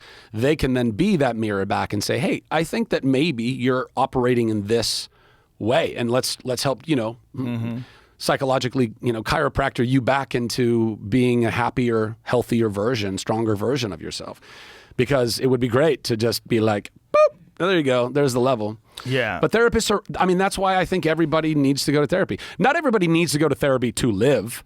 Like plenty of people don't go to therapy and they live their life and whatever, but I ultimately think that we would all benefit no matter what. No matter what, even people that are super together, to just go to talk to a professional about even a few things, it just gets those extra kinks out and helps you live a stronger, more vibrant life and better version of yourself. The sensory deprivation tank is like going to a therapist in a lot of ways. You're forced to look at your thoughts. You're forced to sit there and sit with them. If you're the type of person that examines your thoughts, if you don't, you're going to go on some weird ride. But when you're in there. But when you are the type of person that examines your thoughts, you're left alone with them. You don't feel your body at all. Yeah. You're really alone with your thoughts. And some of them look really silly when they're by themselves. Yeah. Yeah. I think psilocybin gives some real introspection like that too. You're just asking your ego, like the way it can melt ego. Sure. And just be sitting there like, why am I so hung up on this thing or that thing? Or why am I afraid of this or that, Or it'll show you. Or it'll totally. Just stick it totally, right in front of your face. Like, this is it, dummy. Yeah. Yeah, for real. Get it together, bitch. For real. Yeah. I'm definitely going to come back and use that sensory deprivation tank, by the way. Anytime. Oh, bro, Come on by. I want to do it so bad. Yeah. I've heard so many great things about it, but I've just never had access. Well, there's a place in Austin that rents them out. We should tell people. What is that? There's a float place. Oh, is it called something like Float? I think it might be actually called Float. Yeah. Float House? Yeah. Hold on a second. I'll tell you right now. I know there's the Ocean Lab does it, and there might be a place called Float also. Yeah. I think it is called Float. Kevin Johnson is the guy who owns it. Yeah, I'm pretty sure it's just called Float. Yep, that's it. What are those sessions normally run, you think? Like $100 for an hour? Probably something like that. I don't know what they charge. The Float Lab is the place that I got my tank from, and they're the premier float tank manufacturers. They're in Venice. And so my friend Crash runs that place. He's got one in Venice, and I think they also have another one still I believe it's in Westwood, California, but they make the best tanks. Like did you see all that crazy gear and shit? It's all like, bro, I was like, oh wow, this is a commitment. Like you need a whole ass room. You need a whole room for a float tank. Yeah. But he can make a smaller one with still adequate filtration, but that's like top of the food chain. Yeah, no. Commercial filtration. I expect nothing less here at the Joe Rogan Experience. They sell some for your home though that have a smaller footprint, and they're still like, if it's just going to be you using it, you don't have to worry about people peeing in there or jerking off or anything. What if I want that, Joe? What if I want that? Well, Stop you yucking just other have people's to yum, okay? Ask the person who goes before It'll make it more you, buoyant, bro. do me a favor. You go in there, it smells like asparagus. Like, what the fuck, man? Oh shit! How do you clean that? I mean, I guess it's just a big salty room. Do you have to clean it? Well, that whole thing actually has a commercial water filtration. Oh, so it's just system set up okay. to it. Got it. That's like that takes out everything. Yeah. And then it goes through ozone. There's a whole series of things. Yeah. That it kills things through. It goes over. I think it goes through LED light too. There's like a lot of shit that goes on before it pours into the and it cycles out. Like it constantly does. It has a jacuzzi pump and it cycles out. Slick. Yeah, so it's on a timer. So it's like, I forget what time of the day, but every time of the day it'll just like whoosh, like cycles all the water because it has to. It's actually there's so much salt in there, it gums up the gears if it doesn't. Can you hear that going when you're in the tank, or is it? It won't go when you're in the tank. Oh, okay, gotcha. What you do is you set it to only go at like 4 a.m. or Got something like that. Got it. Yeah, I'm definitely getting a cold plunge. That's for sure. I've had friends that have been so hot on it. I've done it a bit in my life, but not consistently. That's a great way to raise your endorphin levels and your norepinephrine. Yeah, like the feeling you get after a cold plunge is really wild. Oh yeah, I love it. I just have never had like a consistent access to a proper cold plunge, but yeah, I do that shit. I try to do it at least 3 times a week, if not 4. Sauna I do almost every day. I'm up to almost every day on the sauna. How hot do you get in there? 185 degrees. That's what I like. That's so hot. Yeah, it's not as hot as Laird Hamilton gets in the 200s. I think he does. Fuck? I know he's dude. That such guy's a savage. monster. He's a monster. Like those exercises he does, where he just hold rocks down at the bottom of the ocean, walk around with just rocks. walking around like, oh my gosh, He's from the ocean. A unit. Well, he does a Airdyne bike in the sauna with oven mitts on. So he gets that sauna cranked up to 200 fucking What degrees. the fuck? That guy's gonna survive anything. Yeah, well, he's he's very health conscious. We have his coffee here. He made a coffee machine for me. It's like Laird Hamilton's superfood coffee machine, and if you press a button, it'll make you like a turmeric coffee, like coffee with coconut milk and turmeric. Yeah. It's really good. Yeah, yeah, and it's like he's got them with cacao and a bunch of. Why aren't we other having one of different- those? Jesus, Joe. Well, I drink that sometimes too. The problem with that, though, honestly, is it does make me, it gives me like phlegm. Oh, yeah, while I'm yeah, doing, yeah. and it makes me, it fucks up conversations. Totally understood. Yeah, totally you understood. can get your Solid mouth call. gummed up. Oh yeah, I do it all the time still. So if you hear me going, that's what that is most of the time. Yeah, it gives you phlegm or something, whatever it's doing. But anyway, it's really good for you. And he's just very much into like foods that are anti-inflammatory, things like turmeric and stuff like that. Well, we all should be. Yeah. I mean, by the way, that's another thing that terrifies me, which is the whole save soil and Yeah. what's going on with our topsoil everywhere Not in the good. world. Like, what the fuck, dude? What Well, the fuck that's is what about to happens when happen? you- What is going to happen? I don't know. When you don't have regenerative practices of Yeah. farming I like that, know. you're supposed to, like, farmers forever have been taking their compost and they've been taking, food scraps and Yeah. all these different Yeah. things and Yeah. using them to Yeah. create healthy Yeah. bacteria Yeah. and then using that on their soil. They've been doing that forever, and we don't do that anymore. No, And we monocrop with fertilizer. it's And just not how killing it's- everything. It's not how it's supposed to be, and this is the problem with people that think that they're doing well by only eating plants. Well, you're definitely probably contributing to some factors less, but you're also contributing to monocrop agriculture, which is one of the most degenerative practices Yeah. we know of. Yeah. To get thousands and thousands of acres and just plant one crop is kind of fucking crazy. It's kind of crazy. I mean, I didn't know how crazy it was until I knew how crazy it was, because I didn't know really anything about farming. But once it came to my attention, like, oh no, that's not what you're supposed to do. You're supposed to rotate the crops Yeah. because they have different, essentially, profiles of how they grow and then what they suck in. I mean, man, we should be planting fields and fields and fields of industrial hemp to do so many amazing things with, including sucking a bunch of carbon up out of the atmosphere. They kill a lot of animals to do those monocrop agriculture setups. Yeah. They kill a lot of animals. Yeah. They displace a lot of animals, and a lot of animals get chopped up in those fucking gears when they're harvesting. Yeah, like It's- prairie dogs and yeah. stuff like that. They kill a lot of shit. And it's just not supposed to be that way. If you really love nature, you would not love that. Because that is the worst. That is like some sort of a distortion of what nature is. When you drive by some crazy cornfields, it's like, whoa, this is kind of nuts. Like, look how much fucking corn they got here. And that corn's all hundreds going of to acres. feed. It's not. It's like Most of it, Most of yeah. it, soy and corn. It's all just going to fucking feed and And ethanol. guess what? Cows aren't even supposed to eat They're that. not even supposed to eat it. It's so. It does make them fat and delicious when they do. I'm not saying they should eat it.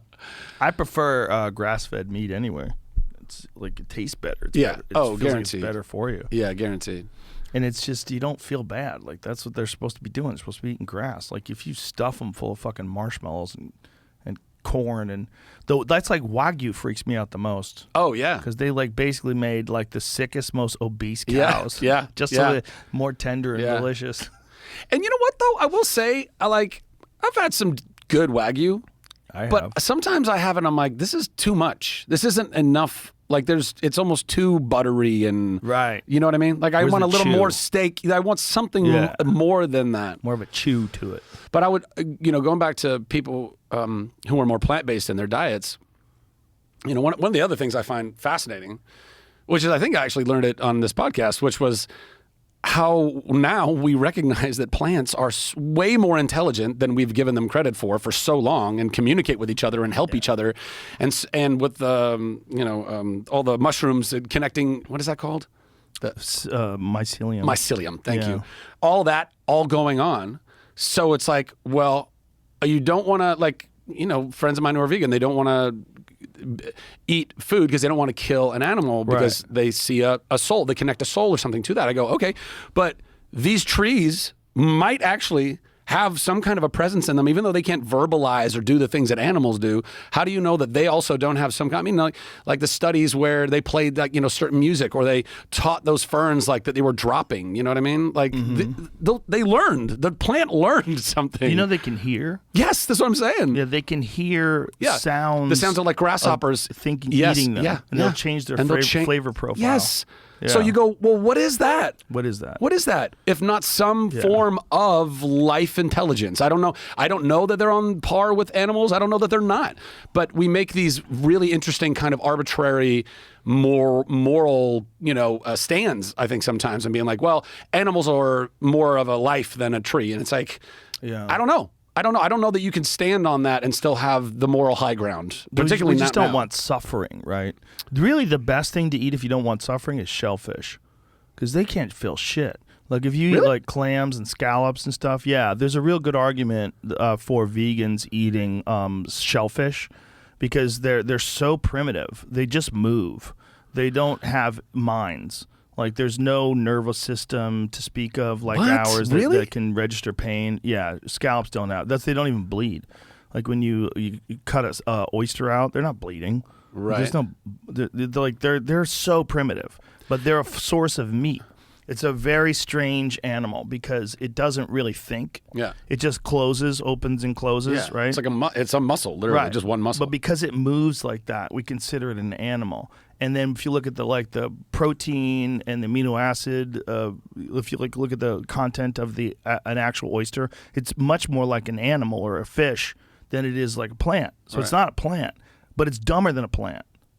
Right. They're more primitive than plants.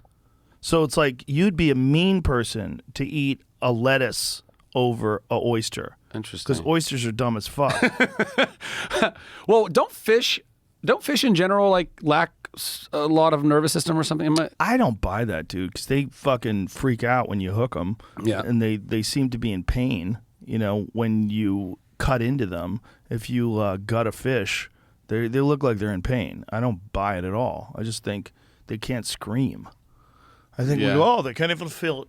Like I don't know if I was at a sushi restaurant in Tokyo before. You've been to Tokyo, right? Yes, I have. Oh man, I fucking love that place so much. Fascinating So place. cool, so cool. Japan is just a cool spot. But I was at a sushi restaurant there once, and it was like a small one. We're sitting at a table. There's a tank right, kind of above where we're sitting, and there was fresh fish in the tank. They would take the fish out, fillet a side off the fish, and put the fish back in the tank. Oh my god! And the fish would just keep swimming around, waiting for the other half of it to be taken off. Oh my! I was like, God. "This is a thing." Oh my I couldn't believe it. But the fish didn't seem phased. It didn't seem like it was like wigging out and freaking out. So I was like, "Oh, maybe there is some truth to this." Or maybe it's just that type of fish or whatever. I don't know. But it was a trip, bro. I've heard that same argument about lobsters, like that lobsters can't feel pain, but then you throw them in the water, they freak out. Yeah. I mean, they freak out a little. Hopefully, you put them in the tempered water and then you slowly cook them. Yeah, is that what you're supposed to do? Yeah, right. Like a frog in a Lobsters? pot. Oh, really? Oh no, maybe just frogs because they jump out. Maybe a lobster. Yeah, can't. lobsters you're supposed to boil the fuck out of them. No, I know, but I thought you put them in like regular water and then you just slowly Just boil. to trick them. Yeah, well, I don't know. Well, we're kind of like really compassionate lobster eaters. We want to kill them, but we don't want them to know we're going to kill them. Hey, listen, man. Sometimes the lobster's got some feelings they need to process. I don't know if they do, though. I think that's the question. I think there's a real legitimate debate as to whether or not they can actually feel anything. Did you know that they can grow indefinitely? Yeah. And they will if they don't get predated. Like, that's so crazy to me that a lobster could just basically keep getting bigger and bigger and bigger and bigger. Like, that's crazy. They found one recently that was 100 years old. Damn. Yeah. See if you can find that. They found, I think, I'm 99% positive it was 100 years old. It's also fascinating to me that lobster, for the longest time, was not considered a delicacy. It was sea insect. Look at this. Fisherman catches enormous 100-year-old lobster his ancestors may have met. That's the lobster that's 100 years old. That doesn't look that big. Well, I don't think they necessarily keep growing if they don't get all the food. It's pretty goddamn big. That's pretty big. It's pretty big. Wow. Yeah. But yeah, So everybody. I'm pretty sure he let it go. Nobody liked to eat lobster before it was Yeah. basically just like marketed. Like Yeah. diamonds. Like nobody cared about wearing diamonds on their rings until De Beers. Well, poor people would get them out of the river, and they would eat them at bars. They were like Lobsters. bar food. Yeah, totally. Lobster in New York. Yeah. Yeah. But it wasn't a nice thing. It was like, yeah. Yeah, they figured it. But also, it is fucking delicious, especially with melted butter. I've had some decent lobster, but I'd Don't still you come down on I would lobster, still prefer Zachary. crab over lobster. Really? Yes, You're it a tastes crab way guy. better. You're a man of the people. I get it. Crab just tastes better, bro. I understand. You think so? Oh yeah. I mean, I personally think the flavor profile of crab is a much tastier. I don't know. It's like saltier. It's got more. They're just a pain in the ass. I'll tell you what, Michelob got me with a fucking advertisement back in the day where a bunch of guys were eating stone crabs and drinking Michelobs. And to this day, I think of beer with crabs. Oh, sure. They fucking locked me in. Advertising is real, man. That was a really good one. Really real. These guys, they went crabbing. They got the crabs Yeah. and they're drinking beers. And I'm it's like, just damn, that and- looks fun. I bet they're telling some funny jokes. Yeah. I want to hang out with those guys. Yeah. And that's just written into your neuroplasticity. Yeah. You're going to find that Forever. every single time. When I have crabs, I want a beer. Always. It's true. I mean, they do go well together It's anyway. a great combination. Yeah, they Fish do and go chips well. and beer, great too. Yeah. Oh, yeah. Solid combination. Yeah. There's certain things that a beer just goes with hot dog. Yeah. Beer and a hot dog. That's a fucking good combo right there, especially with sauerkraut. Sauerkraut, mustard, beer. Oh, come on, man. So happy. It's like a great Dodger game. Yeah, sometimes it's good to be fat and happy. You know, some days. Oh, certainly. Yeah. Yeah. But Every now and then. you know, indulge and then recognize that was that moment, and now let's take care of myself. Or drive right off a cliff. Let's not do that. I'm here to tell people to love themselves, not drive off a cliff. There it is. Is this the ad? Yeah, look at these people. Milwaukee, but Oh, it's Milwaukee? Old Milwaukee. Yeah. That's right, not Michelob. Hey, Look at these Michelob guys. got the credit. Old Milwaukee. These guys look like dorks. I bet that Aren't these the conversation guys that sucks. were inspiring you to hang now, out? Thank you. You I wanna cured hang me out of with it. those guys. You cured me of it because they look annoying now. As I'm older and I'm realizing, I bet those guys were losers. I bet their story sucked. No. Let me see it again.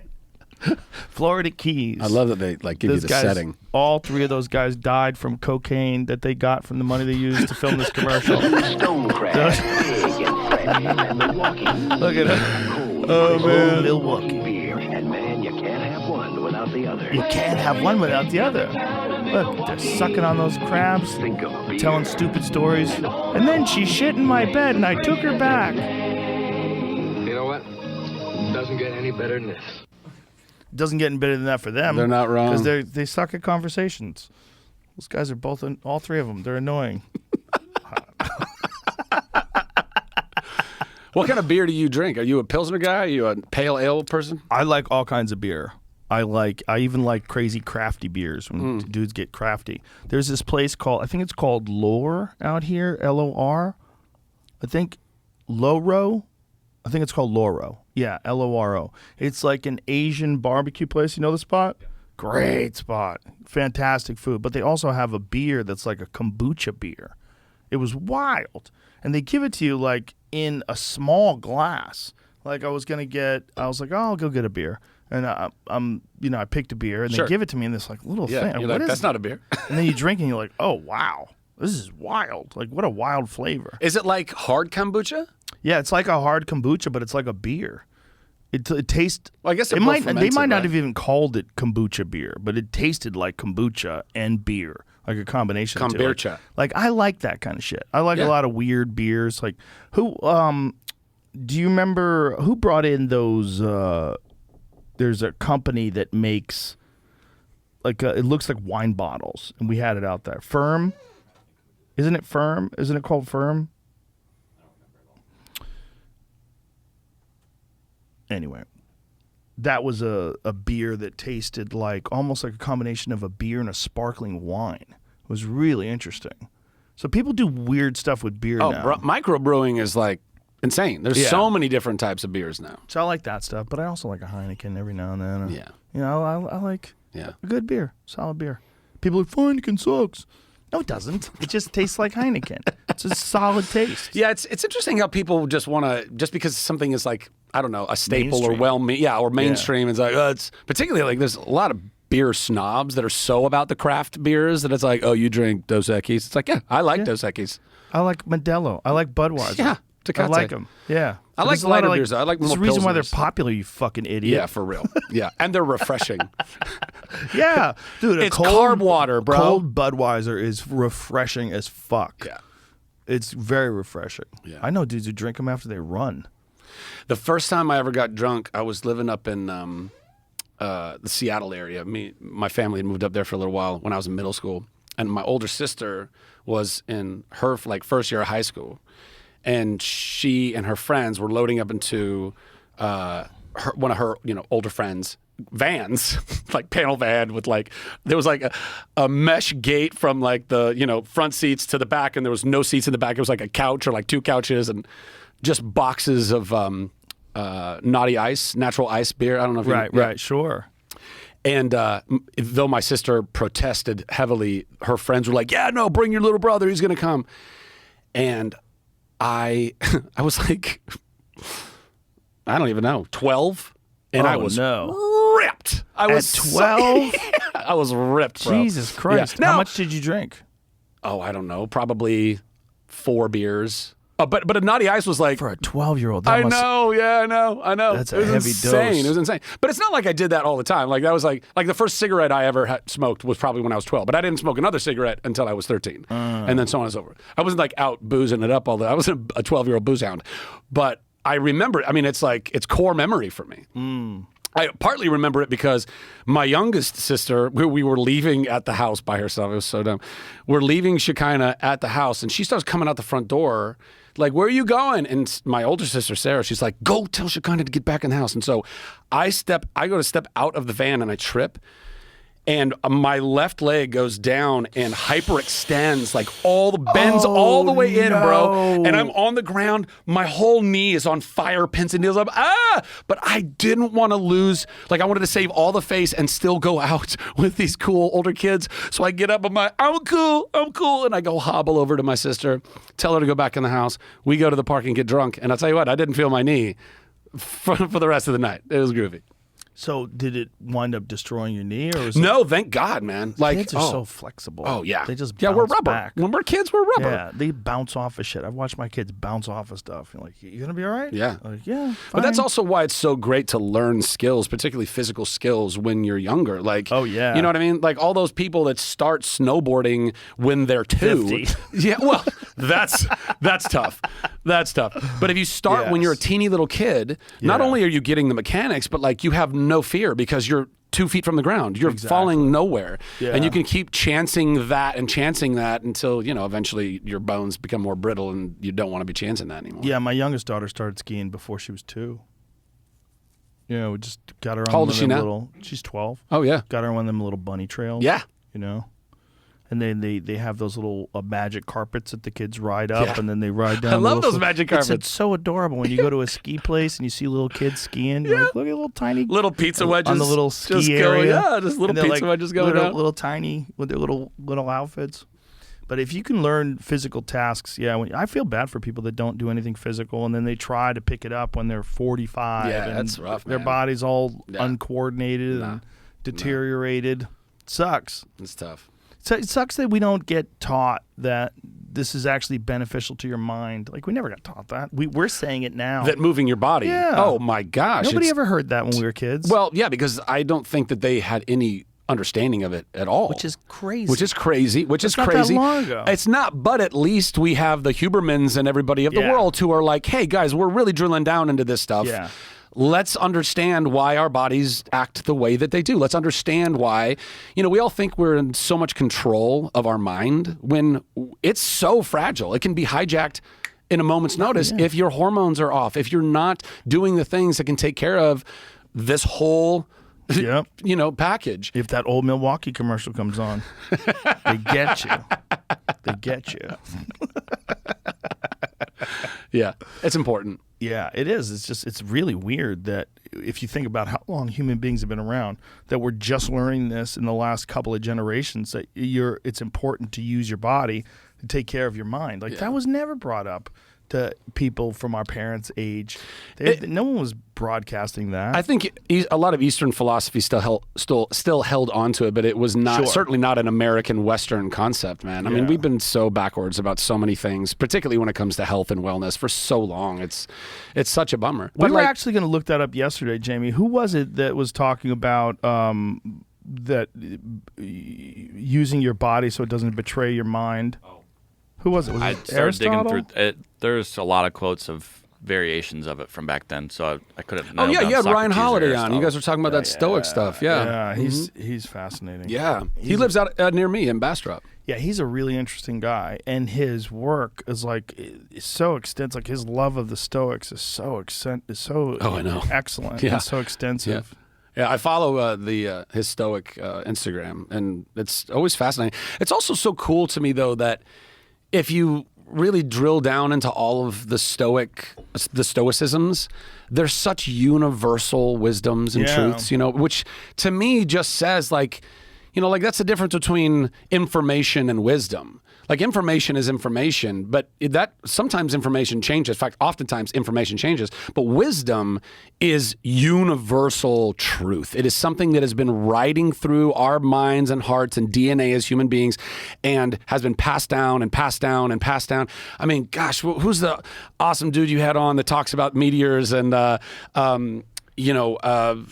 Carlson? Yes, Randall Carlson, and talking about how Plato was like talking like what's the Atlantis, all that kind of stuff. Like maybe that really happened. Maybe the human beings have been around in some form for way longer, but whatever. Like I don't know. That stuff seems to be that wisdom that's been passed down forever. Like guys, wake the fuck up. Stop doing this stupid shit. Like those who forget the past are doomed to repeat it, and we keep doing it over and over and over again. Marcus Aurelius' book Meditations is really, really interesting because it's almost 2,000 years old. Yeah. And when you read it, you're like, wow, like this guy had some really fascinating insight as to what it means to be a person, how to be forgiven, how to forgive people. Like Marcus Aurelius, who's the head of Rome, was like really into forgiving people. Yeah.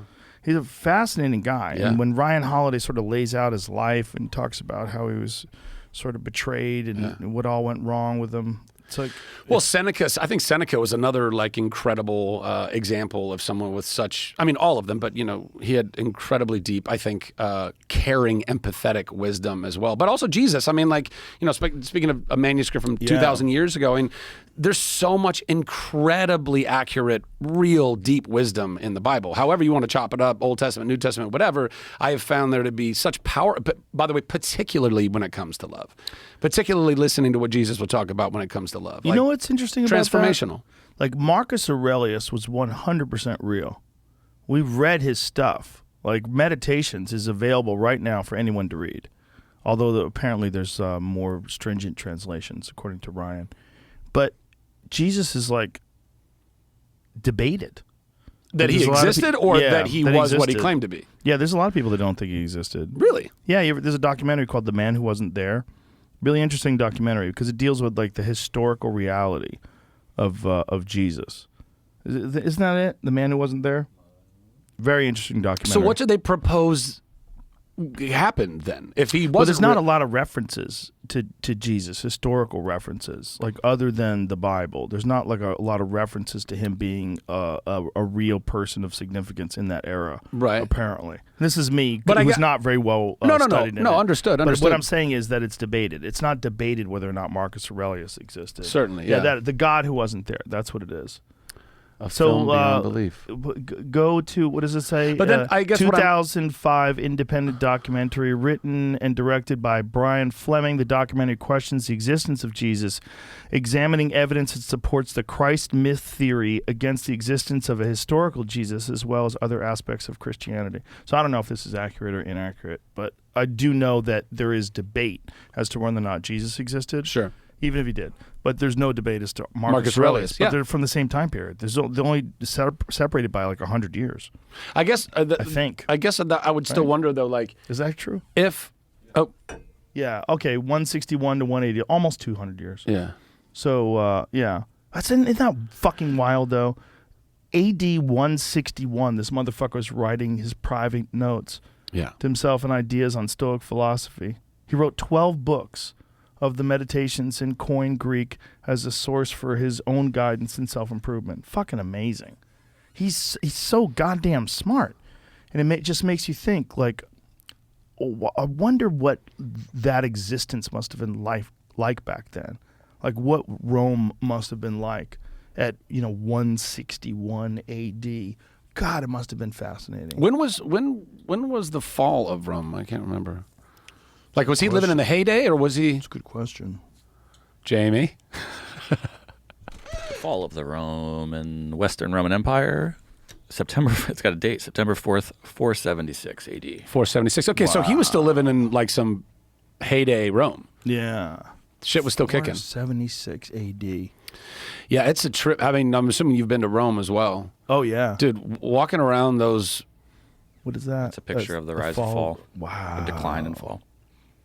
I don't know what it really looked like. The that lust day. for power led to Rome's decline and fall. Oh, you mean like the United States? Yeah. Well, everywhere. Everywhere.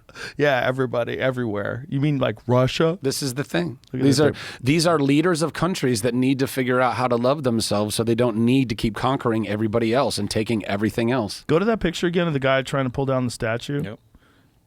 Dude, people back then were jacked. Yeah, they were. Like if that they was were. Antifa, our Antifa guys would fall to their death while trying to climb there. There'd be like 3 or 4 deaths before anybody ever got the noose on that statue. And that guy's like feeling that guy's butt. He's like, damn, dude, you've been squatting. He's got him in the lower back. He's got him in the lower back, Joe. But he's looking at his butt. See how he's looking at it? Straight at it. I think he's looking at the rope. The guy's also completely naked. Like how about Both of them covering? are. How about covering your cack there, fella? It's artistic interpretation, Joe. I understand what you're saying. Let the men be naked. It's called talking shit, Zach. I know, bro. The Antifa, the whole Antifa crew back then they looked like Conan. Look at him, the guy on the sword or the guy on the horse rather. Look at him. Look like a great Yeah, warrior. but he's wearing clothes. But he looks like He looks great like a warrior. general or something. The point is, like the people that were the rebellious people back then were like really fit. Yeah, I mean, there was a lot of manual labor back then. That's all you A did. lot of walking around. Yeah, that's all you did. And there was no like fatty foods in terms of like no sugars. Oh, and yeah. There's no. Oh, yeah. You couldn't get pastries, No. and there's probably no candy bars. Isn't that a trip too? Like why we even have sugar cravings the way that we do? Because once upon a time as hunter-gatherers, we would find berries and we would just fucking gorge because we Yeah. didn't know when we'd see them again. And now that's translated into I can't stop eating gummy bears. Like it's so insane. Our bodies are so crazy like that. Well, it's so insane that we've hijacked them. Yeah. Figured out a way to get so much sugar into a drink. Like when you drink it, you're like, It's terrifying. This is so it's good. terrifying how Glug, much sugar glug, is in a glug, soda, glug. man. It's insane. It's a shitload. It's a shitload, and the really scary thing is how much most people have in a day. What do you? Let's ask this: how many grams of sugar do you think the average American consumes in a day? 25. 25 grams. I think the average American definitely has at least Way more than that. Oh, way more than that? Yeah, because it's like 25 30 is what you have to stay keto. Oh, all right. 250. Doesn't like a Coke have like 30? Yeah, more than that, I think. I think a Coke has more than what you need in a whole day. If Oh, you're, for- if you're for on sure. ketogenic diet. For sure. There's so much. 77. That's what I grams said, of sugar. 77. More than 3 times the recommended amount for women, but I bet that's a lie. But that's the thing. If it's more than 3 times the recommended amount for women, come on. Dude, most people are having way more than that. If you just found out what an apple juice is. You ever look at a fucking apple juice? It's crazy. Apple juice is like 50 grams of sugar. What is this? Those like little juices at Starbucks, those like, Yeah. green juices or whatever, packed full Yeah. of sugar. So much sugar. it was higher a few years ago.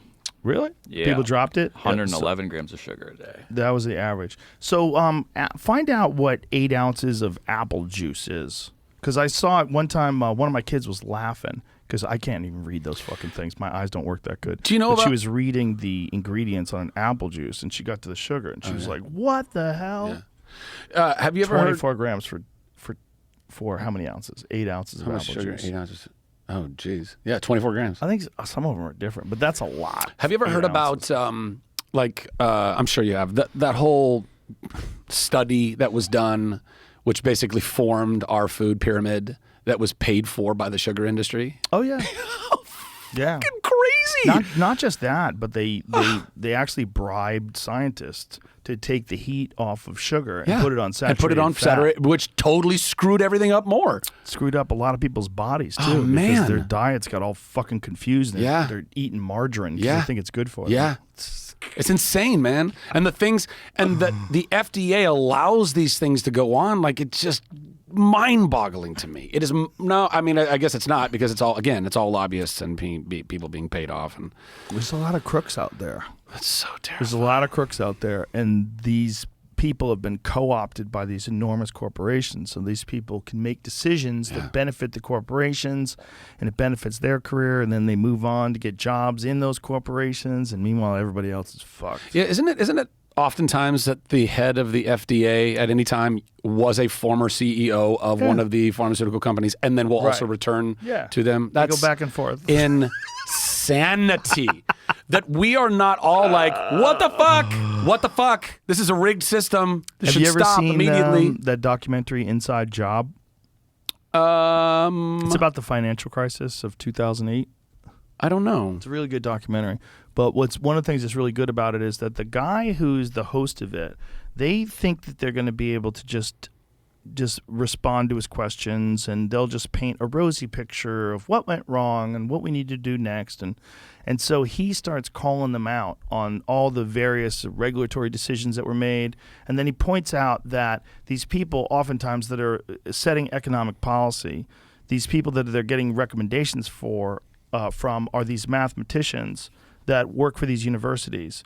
And then these mathematicians, they set these standards that the government uses, and then they get jobs in these major corporations afterwards. Yeah. So they set standards that benefit these major corporations, and then they leave their job at the university to make millions of dollars working for these corporations. Yeah. So they'll set these financial, pathways where these corporations can profit. Yeah.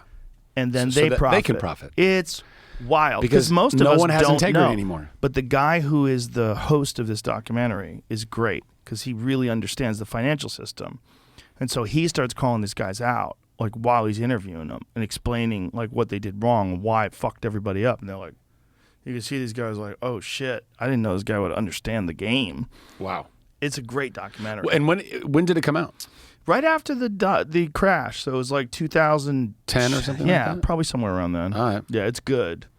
It's good. I think it's called An Inside Job, but it's just disheartening to know that there's so many fucking creeps that are so fucking corrupt that are in charge of making decisions that all of us have to live with. Well, yeah. There's another documentary I saw. I think it was called The Cutting Edge. I don't know. It was on Netflix.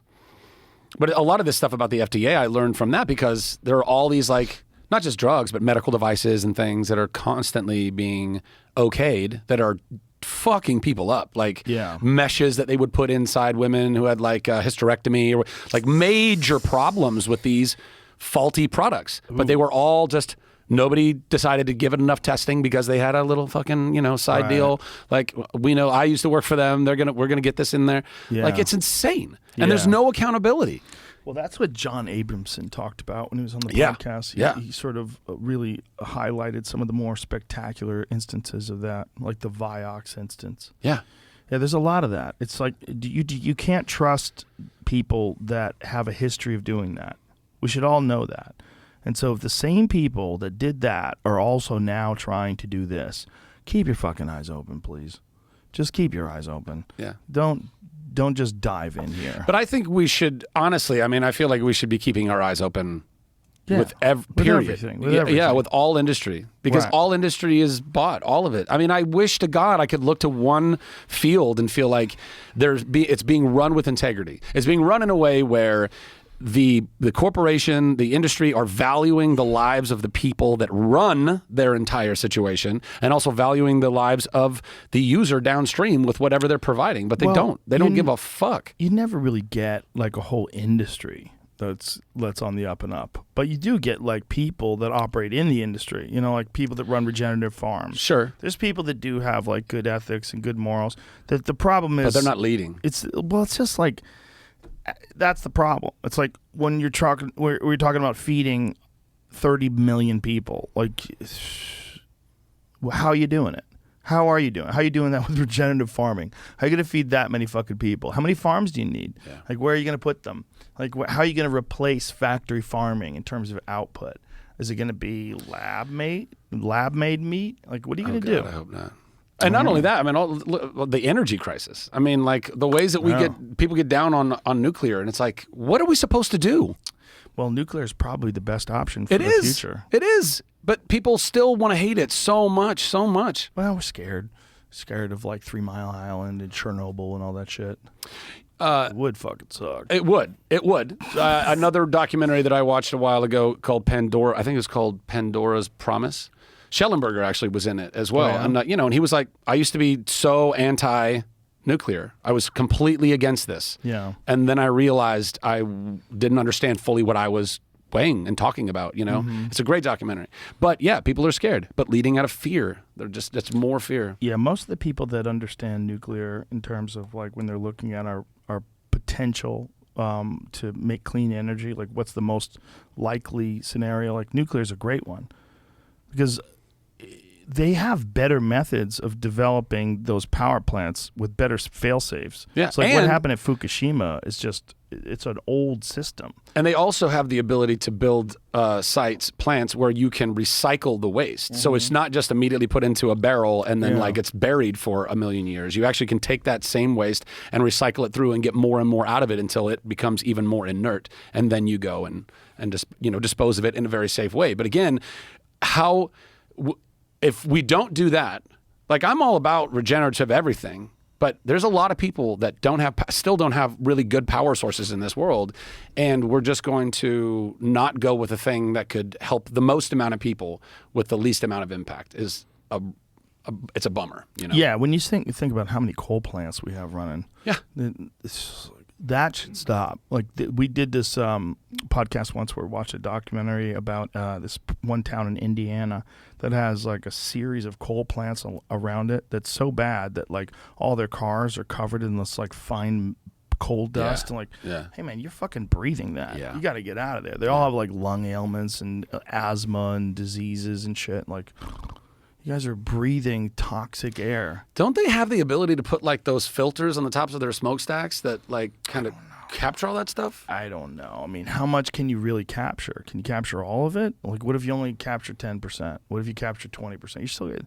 The bottom line is it's not a clean way to develop energy, but nuclear is, and it's a thing that we're sort of conditioned to be afraid of. Yeah. It's unfortunate. Yeah, it is, because those systems that they had in like the 1970s, like the Fukushima system that fucked up, like they could have way better shit now. Like if we started implementing brand new power plants with like 2022 technology, that would be wild.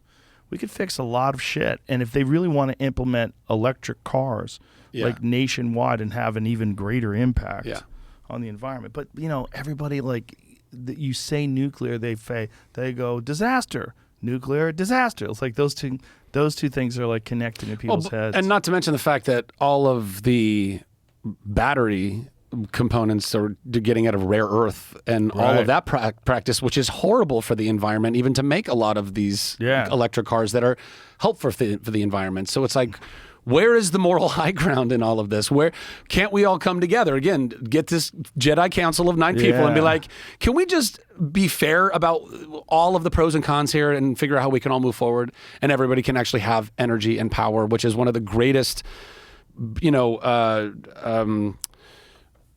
the word I'm looking for? Benefits to mankind. Well, equalizer. Yeah. I mean, it's like there was a lot we didn't accomplish as human beings until all of a sudden we had lamps. And then we had kerosene lamps, and that was like, oh my God, we can stay up a lot, and we can put kerosene all through the streets, and we have lights, and then all of a sudden electricity, and it's like, oh my gosh, well, look at all the things we accomplished as human beings just because we have this, and how many people who live in this world who don't have any of that. They're still struggling, and that's not to mention obviously just having lights on, but powering wells for water and all of the things that these people would be able to benefit from. But yeah, I just wonder what they're going to do about the battery thing.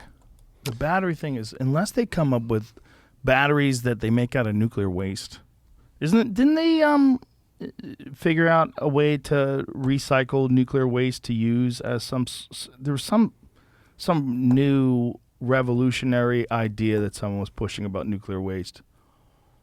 The problem is all this complaining is on a phone that's made by slaves. At the end of the day, ain't that some shit? That's some shit. Like, bro, the whole thing. It says they're making batteries from lab-grown gems known as diamond batteries to make. And those diamonds, so by encapsulating radioactive materials inside diamonds, we turn a long-term problem of nuclear waste into a nuclear-powered battery and a long-term supply of clean energy. The team have demonstrated a prototype diamond battery using nickel-63 as the radiation source. Holy shit.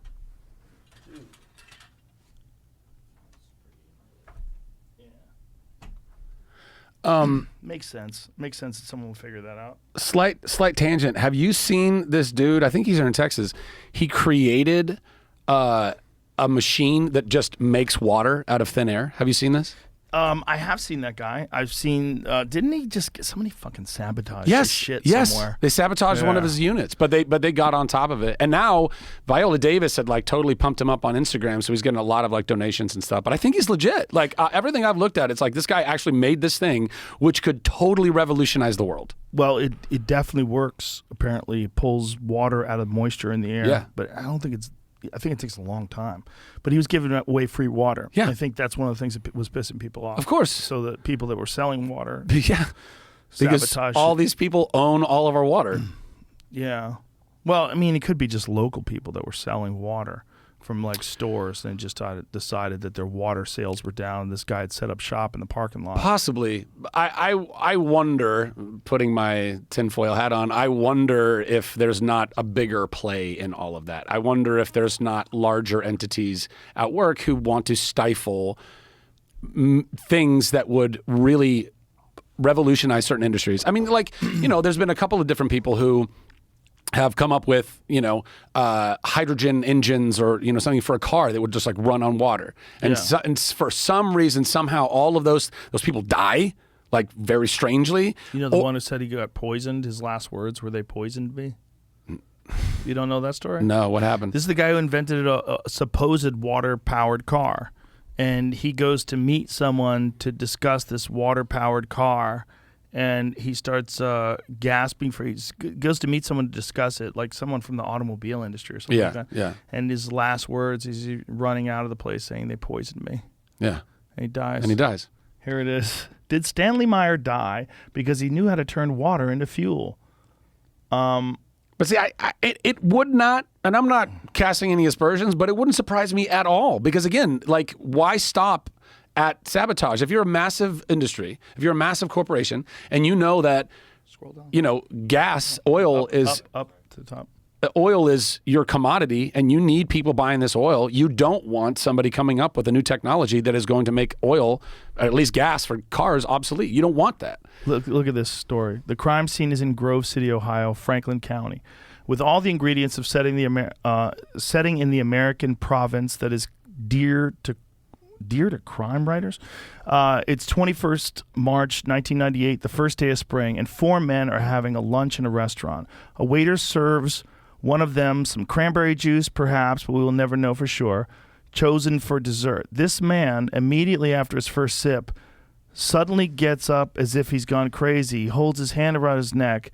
He loses his breath and runs out into the parking lot, collapses to the ground, and pronounces his last words, "They poisoned me." And that's true? Like, that's corroborated? That's how he died. This is the guy that figured out a way to have a car run on water. I'll show you the news article that I was on. Is this one? Yeah, the car that ran on water. Greed stops at nothing, man. I mean, this is why we have to change that. We have got to help people get off of greed.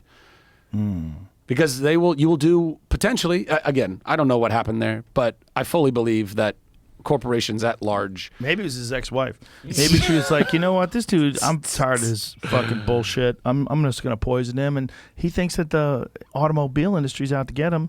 Meanwhile, his engine doesn't even fucking work. Did it work? What? Yeah, it's outside of Columbus.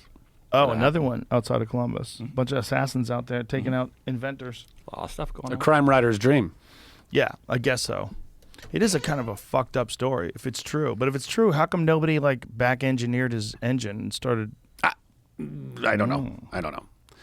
But I definitely think that it's not beyond many corporations to do nefarious things in the name of for sure, progress. In the name of, guys, we have to keep making more money. We can't stop. That can't stop. 100%. And we rationalize it and we justify it. And it's like, the Vioxx, and it's like, well, we'll make $20 billion. We know we're going to have to pay out $7 billion, but we're still going to net 13, and nobody will go to jail. So we're good. We'll do it. They don't even lose their jobs. This is what I'm saying. It's crazy. It's insanity. And it's right there, right in front of us, and yet we still just kind of allow these things to go on because we're not collectively enough angry about it. We're all angry at each other, which is the There's worst. Also too much information to really take account of. There's too many stories, too many different things. There's too much stuff going on. Like, to be aware of all of these different scandals, even just with pharmaceutical companies, it's you'd lose your fucking mind. You don't have the time.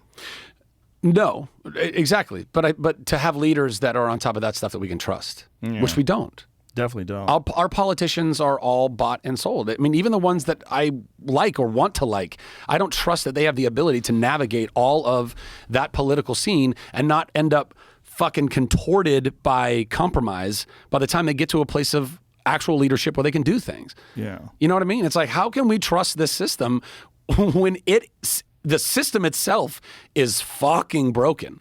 So it doesn't matter how good or altruistic a soul you throw into that shark's den. They're fending it all. They're doing, and then of course here comes like, hey, we're a lobby and we'd love to support you for your next campaign, and I know you really need the money, and so maybe just don't talk about this, or do talk about this, and it'll be, and the first taste is free, and then they're just slowly integrity just out the fucking window. So we got to legalize mushrooms. That's how we fix it. That would help.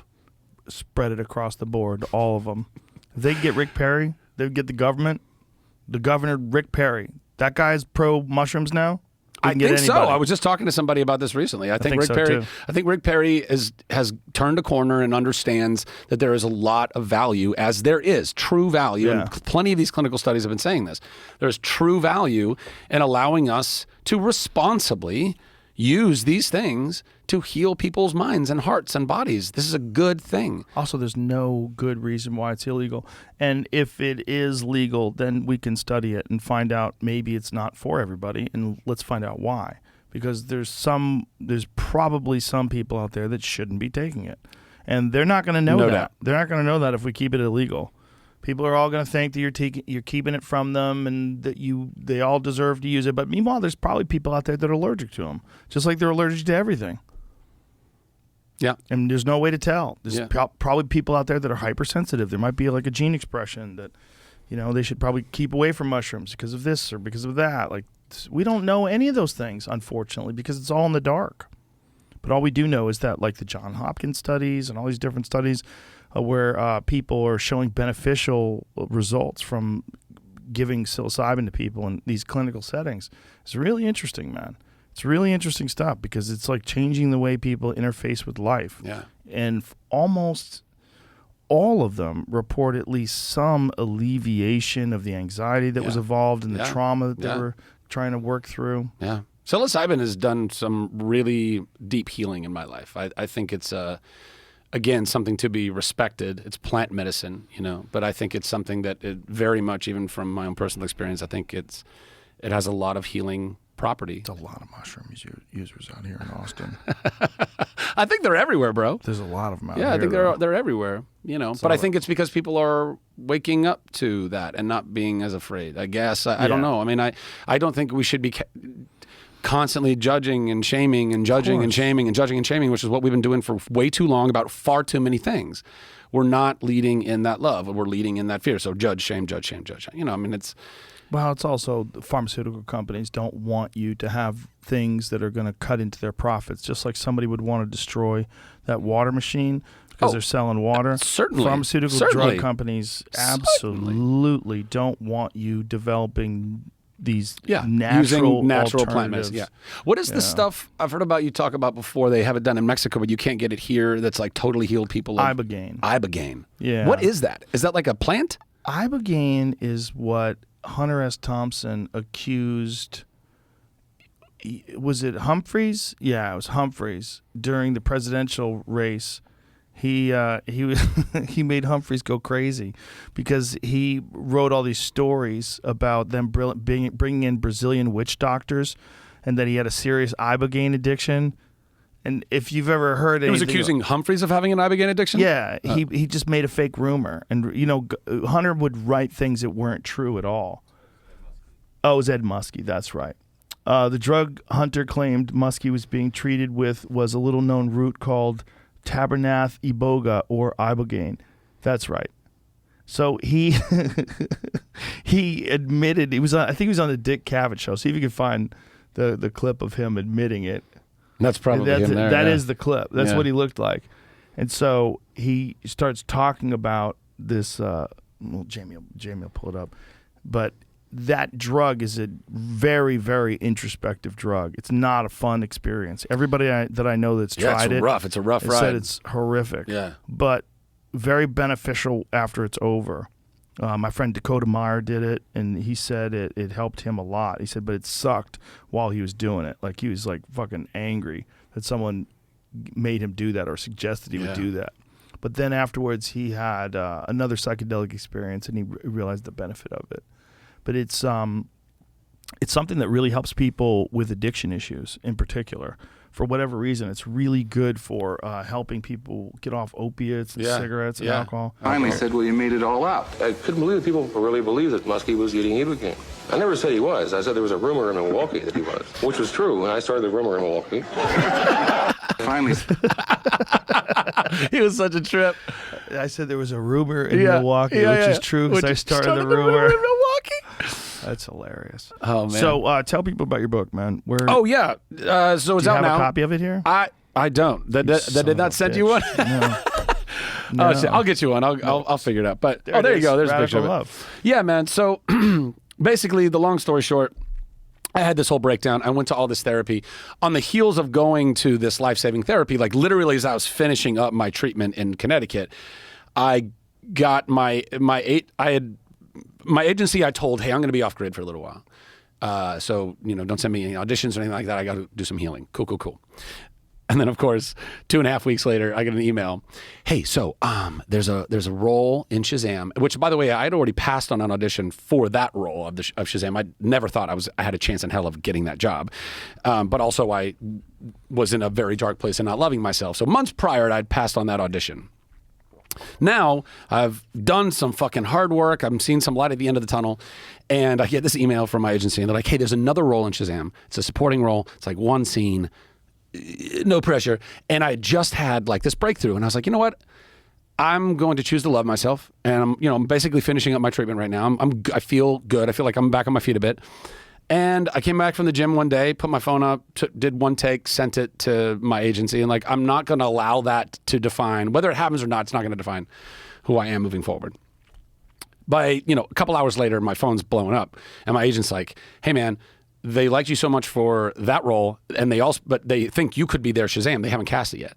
And so, long story shorter, a week later, through all these different things, I wrapped up my therapy. I end up flying to LA. I camera test, and 1 week from the day of doing that first tape, I was cast as Shazam. So all of that, none of that would have happened. I fully believe that door opened for me in my life because I first chose to go do the real hard work, which was to go and love myself, to figure out why I was not operating in a clear and healthy way, right? And that was going to this therapy and, really investing in myself in that way. And that changed energetically, spiritually. It shifted things. And this presented itself and it came into my life. Greatest gift, one of the greatest gifts I've ever been given as an actor. Like, such a fun role, and totally changed the trajectory of my career. The career that I was feeling like a total failure in. So when I'm promoting the movie, I tell my publicist, like, listen, I can't talk about the movie without adding, but I only got to do this because of this work and going to therapy. And so I talked about that on a couple of different podcasts, and HarperCollins saw that, and they're like, hey, we think that this could be a book. I never intended to set out to write a book. I have a hard enough time reading books, let alone sitting down to write a book. And I had wonderful help from the folks at HarperCollins, and we made it through. But ultimately, the book it's about those 3 weeks in Connecticut and all of the traumas and things that happened to me throughout my life that put me in that place. And a lot of that is familial. My mom and stepdad, I go into a lot of that. My dad himself and my relationship with him, my relationship with other family, going through school, being, bullied relentlessly, all these things. It's just a real, raw, vulnerable take of my life, but it's something that I felt like if we, people like myself who have a platform and who have also struggled greatly, can just keep normalizing this shit, so many other people will feel not alone, because with mental health, I mean, that's one of the hardest things you have to fight through, because you really feel alone. You feel like nobody else is going to understand this. Nobody has ever understood whatever this feeling is right now, which is a total lie, because people have been experiencing some form of depression and anxiety and sadness and anger and all these things since the beginning of man. But the lies are very real. Your mind is lying to itself, you know? Like, I love that quote, "You're not the voice of your mind, you are the one who hears it." That was one of the biggest things I ever learned in all this. That's a great quote. Yeah. It's from The Untethered Soul, a book that I haven't read, but I know that quote from. It's a great quote. Yeah, it's great, right? And by the way, and that's been said in many different ways by many, many intelligent, wise people. It resonates, right? Yeah, yeah. But if you can realize that, and you can realize that you're not always telling yourself the truth. I mean, for example, you're driving like on some windy road. You ever had those moments where you're like driving along, you look down the cliff and you go, what if I just turned right now? What would that be like? I never have that thought.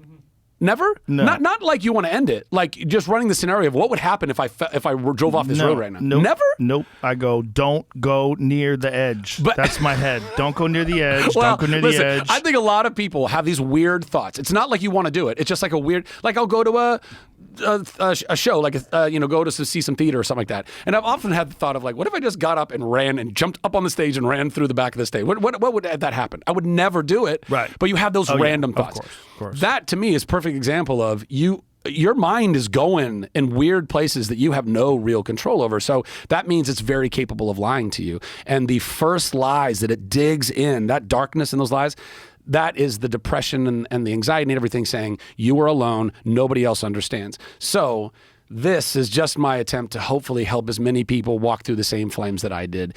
And already the feedback's been really lovely, and people have hit me up on my DMs and said, I have been struggling so badly. I read your book. It has totally changed my life to this point. I couldn't put it down. I'm going to therapy immediately. Awesome. I'm trying medication for the first time, whatever it is. And that is everything. If the book did you read the audio? I did, yeah. Beautiful. I did specifically because I knew you were going to ask me that question. Can't let anybody, No, I want especially to. yours. Yeah. And I do other voiceover and shit anyway. Sure, So like I was know. like, I think this would be really interesting to do. And it is a trip, man.